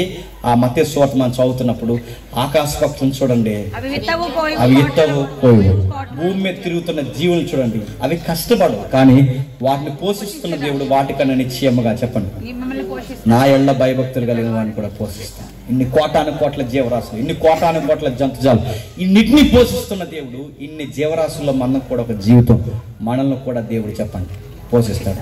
చాలా మంది ఫీల్ అయిపోతారు, నేను ముగిస్తున్నాను, చాలా మంది ఫీల్ అవుతారు ఏమనంటే, అంటే జంతువుల జీవితం మన జీవితం ఒకటే ఏంటంటే ఒకటే నేను సీరియస్గా చెప్తున్నాను. కాకపోతే దేవుని యొక్క ప్రణాళికను బట్టి కాస్త ప్రత్యేకత మనకి. అంటే జంతువు జీవనశైలి మన జీవనశైలి ఒకలా ఉంటుంది. మనకు సొంత ఇల్లులు ఎలా ఉన్నాయి, వాటికి కూడా సొంత గూళ్ళు ఉన్నాయా లేదా? మనకు సొంత స్థలాలు ఎలా ఉన్నాయి, వాటికి కూడా బొరియలు ఉన్నాయా లేదా? ఇంకా మీకు బాగా అర్థం కావాలంటే, మీకు ఈదులు, మీ ఈది ఎలా ఉందో, మీ పంచాయతీ ఎలా ఉందో, ఆ ఈది కుక్కకి ఆ ఈది పంచాయతీ కూడా ఉందని మీకు తెలుసా? అందుకే ఆ కుక్క అక్కడ దాకా వస్తుంది, అక్కడి నుంచి చెప్పండి ఎందుకు ఆ కుక్క అక్కడ వరకు వచ్చి అక్కడి నుంచి ఎందుకు లోపల రావట్లేదు? దాని పంచాయతీ అక్కడ వరకు దాన్ని తెలుసు, దాని ప్రెసిడెంట్ కూడా దాన్ని తెలుసు, గుర్తుపెట్టుకోండి. దాని పంచాయతీ అక్కడ వరకే తెలుసు. ఆ కుక్క ఎక్కడి వరకు వస్తుంది, అక్కడ నుంచి రాదు. ఆ గూటి పక్షి ఆ గూటికి వెళ్తుంది, ఈ గూట్లోకి వెళ్తుంది. ఆ వీధి కుక్క ఈ వీధికి రాదు. అంటే మనలాగే సరిహద్దులు ఉన్నాయి, మనలాగే పంచాయతీలు ఉన్నాయి, మనలాగే సంవత్సరాలు ఉన్నాయి, మనలాగే పిల్లలు ఉన్నాయి, మనకులాగే ఎమోషన్స్ ఉన్నాయి, మనలాగే ఉన్నాయి. కావాలని కొన్ని వీడియోలు చూడండి. తన పిల్లల కోసం ఒక ఆవు తన పిల్లల కోసం తాను బలైపోతూ మంటల్లో కాలిపోయింది తప్ప తన పిల్లలను కాలనిచ్చిందా? జంతువులు కూడా పిల్లల పట్ల ప్రేమ ఉందంటే ఉంది. అందుకే చూడండి, ఆ కట్టుకున్న గూడుల్లో చిన్న చిన్న గదులు ఉంటాయి, మళ్ళీ వాటికి బాల్కనీ ఉంటుంది, ఆ గదుల్లో ఇవన్నీ ఉంటాయి. అడుగుతాను సేమ్ లైఫ్ స్టైల్, అంత లైఫ్ స్టైల్, కానీ వాటికి మనకి తేడా ఏంటంటే ఆధార్ కార్డు ఉండదు అంతే, పాన్ కార్డు ఉండదు, అట్లా పాస్పోర్ట్లు ఏ స్థాలు ఉండవు, సేమ్ అందే స్టైల్. కాకపోతే అవి ఎలా బతుకుతున్నాయి, వాటికి అకౌంట్ ఉన్నదా, ఎల్ఐసి ఉందా, అవి సీటీలు పడుతున్నాయా, ఈఎంఐలు కడుతున్నాయా అని అడుగుతున్నాను. అవి ఎక్కడైనా అకౌంట్లో డబ్బులు వస్తున్నాయి ఏమి లేవు. ఎంతమంది పిల్లలతో అవి ఎలా బతుకుతున్నాయంటే వాటికి ఒక సూత్రం తెలుసు, మమ్మల్ని పుట్టించిన యెహోవా మమ్మల్ని పోషిస్తానని ఆ యెహోవాకి మొర పెడతాయంట. అదే ప్రభు చెప్తున్నాడు, ఇదిగో మమ్మల్ని పోషిస్తున్నాడు దేవుడు అని. వాటికి ఆ రోజు ఆహారం ఎక్కడ ఉంటుంది వాడికి తెలియదు, కానీ రేపు ఏం తినాలో వాడికి దేవుడు ముందే చెప్పండి అందుకే దేవుడు అంటున్నాడు, వాటిని పోషిస్తున్న దేవుడు చెప్పండి నిశ్చయముగా మిమ్మల్ని కూడా పోషిస్తాను. మీకు ఇంకా బాగా అర్థం కావాలంటే ఉదాహరణ చాలా దగ్గర చెప్తే మీకు చెప్తాను వినండి. ఇద్దరు పిల్లలు పుట్టారనుకోండి, చాలా కంగారు అయిపోతారు. ముగ్గురు పిల్లలు పుట్టారనుకో మొత్తానికి ఆనందం ఏంటండి, ఆ ముగ్గురు ఆడాలనుకోండి మొత్తం నిద్ర రాదు. అందుకే ఇండియాలో సామెతలు వచ్చాయి. సామెతలు చెప్పినా, ఎందుకంటే మనం చైనా దాటేస్తాం, 120 ఎప్పుడో దాటేస్తాం. ఇప్పుడు మా అత్యధిక జనాభా కలిగిన దేశం ఇండియా, 2nd గ్రేడ్. అది నేను అడుగుతున్నాను, ఇప్పుడు మన ఇండియాలో కానీ చాలా సామెతలు ఎప్పటి నుంచి ఉన్నాయి. సామెతలు ఏంటి చెప్పిన, ముగ్గురు వద్దు, ఇద్దరు ముద్దు, ఇద్దరు కూడా వద్దు, ఒక్కడే ముద్దు, ఇంక జనాభా ఎక్కువైపోతే ఇంకా ఒక్కడు కూడా వద్దు, నీకు నువ్వు అలా వస్తుంది. ఎందుకంటే బడ్జెట్ అలా అయింది. ఇప్పుడు రేపొద్దున ఇంకా ప్రాబ్లం వస్తుంది. కానీ ముగ్గురు పిల్లలు పుడితే చాలా సీరియస్గా 24 hours కష్టపడిపోయే వాళ్ళు ఉన్నారు. లేదు ఏమైనా కొనుక్కున్నారా అంటే రాడాడు, ఆడేమంటే చెప్పినా నీకు ఏటరా, నీ తాడా బంగడం నాకు ముగ్గురు అంటాడు. ఆడేమి కొనుక్కోడు, బిర్యానీ తిండు, ఏమి రాడు. ఎందుకంటే కొంతమంది చాలా తెలివిగా పిల్లల్ని పెంచుతారు. వాళ్ళ పిల్లల్ని పెంచి బడ్జెట్ బాగా వాళ్ళు ఎదిగే కొద్దీ వాళ్ళ బడ్జెట్ కొన్ని మానేస్తారు, కొన్ని కొనుక్కోడు మానేస్తారు, బట్టలు కొనుక్కోడు కూడా మానేస్తారు, చాలా మానేస్తారు. ఎందుకంటే ఈ పెట్టుబడులు ఎవరు పెడతారు? నేను అడుగుతున్నాను చెప్పండి. నువ్వు ఇద్దరు పిల్లలకి ముగ్గురు పిల్లలకి ఎంత కంగారు అయిపోతే, మన ఇంటికి చి అంటే పోయిందానికి ఎంతమంది తెలుసా? 6. ఎంతమంది? చి అంటే పోయిన కుక్కకు 6 ఆడపిల్లలు. 6 ఆడపిల్లలు అది ఎలా తెలుస్తుందండి? దానికి ఎల్ఐసి ఉందా, సీటే ఉందా? ఇప్పుడు ఆ నాన్న ఎవరికి వెళ్తుంది? ఎందుకండి ఆ నాన్న పడుచుకుంటున్నాడా అని అడుగుతున్నా. ఒక మోగ జీవి 6 ఆడపిల్లని ఎలా పెంచుతుంది? బాబాయ్ నేర్పిస్తారని చెప్పనా, నా ఎళ్ళ మరపెట్టిన జీవులు నేను ఎలా పోషిస్తున్నానో చెప్పండి. నా ఎళ్ళ భయభక్తులుగా పోషిస్తాను. నీకు ఉద్యోగం కావాలా, నేను సెట్ చేస్తాను. నీకు వాకులు కావాలా, నేను ఇస్తా. నీ రెక్కల కష్టాన్ని ఆశ్రదంగా నేను తీర్చుతా. నిన్ను ఎలా పోషించాలో నేను చూస్తా. ఈ పక్షులను పోషిస్తున్నా నేను. చెప్పండి, దేవుడు పోషిస్తానని చెప్పి ఇంకా పని పాట లేకుండా కూర్చోడం కాదు. పక్షి బతకాలన్నా బయటికి ఎలా వెళ్ళాలో, నువ్వు బ్రతకాలన్నా దేవుడు ఏర్పాటు చేసిన పనిని నువ్వు చెప్పండి చెయ్యాలి. అప్పుడు దేవుడు నిన్ను ఆశీర్వాదకరంగా మారుస్తాడు. దేవుడు అంటున్నాడు, ఆయన ప్రాక్టికల్ గా మాట్లాడుతున్నాడు. ఇదిగో ఈ జీవులు పోషిస్తున్నా నేను, మిమ్మల్ని కూడా పోషిస్తున్నాను. ఇవన్నీ మనకు జరగాలి అంటే చెప్పండి, యెహోవా యందు భయభక్తులు ఉండాలి. రెండోది చెప్పండి, ఆయన రాజ్యాన్ని మీకు. అప్పుడు అవన్నీ మీకు అనుగ్రహిస్తారు. మీ పిల్లలా, మీ ఉద్యోగమా, మీ ఆరోగ్యమా, ఏదైనా దేవుడు మిమ్మల్ని ఆశీర్వాదకరంగా మారుస్తాడు. అన్నిటికన్నా ముఖ్యంగా సంఘానికి వస్తే ఆయన సన్నిధిలోంచి మిమ్మల్ని చెప్పండి దీవిస్తాడు. దైవజనుడు ఏం చెప్తున్నాడో వాక్యాన్ని వినండి, ఆ ఆజ్ఞలు నేర్చుకోండి, పాటించండి. మీ కుటుంబాన్ని దేవుడు బంతుల్లా నడిపిస్తాడు. ఆరోగ్యము, కంటిన్యూ నిద్ర, ఆయన రక్షణ జీవితంలో దేవుడు మనం కొనసాగించి ఆశీర్వదించును గాక. ఆమేన్, ఆమేన్, ఆమేన్. ప్రార్థన చేసుకుందాం.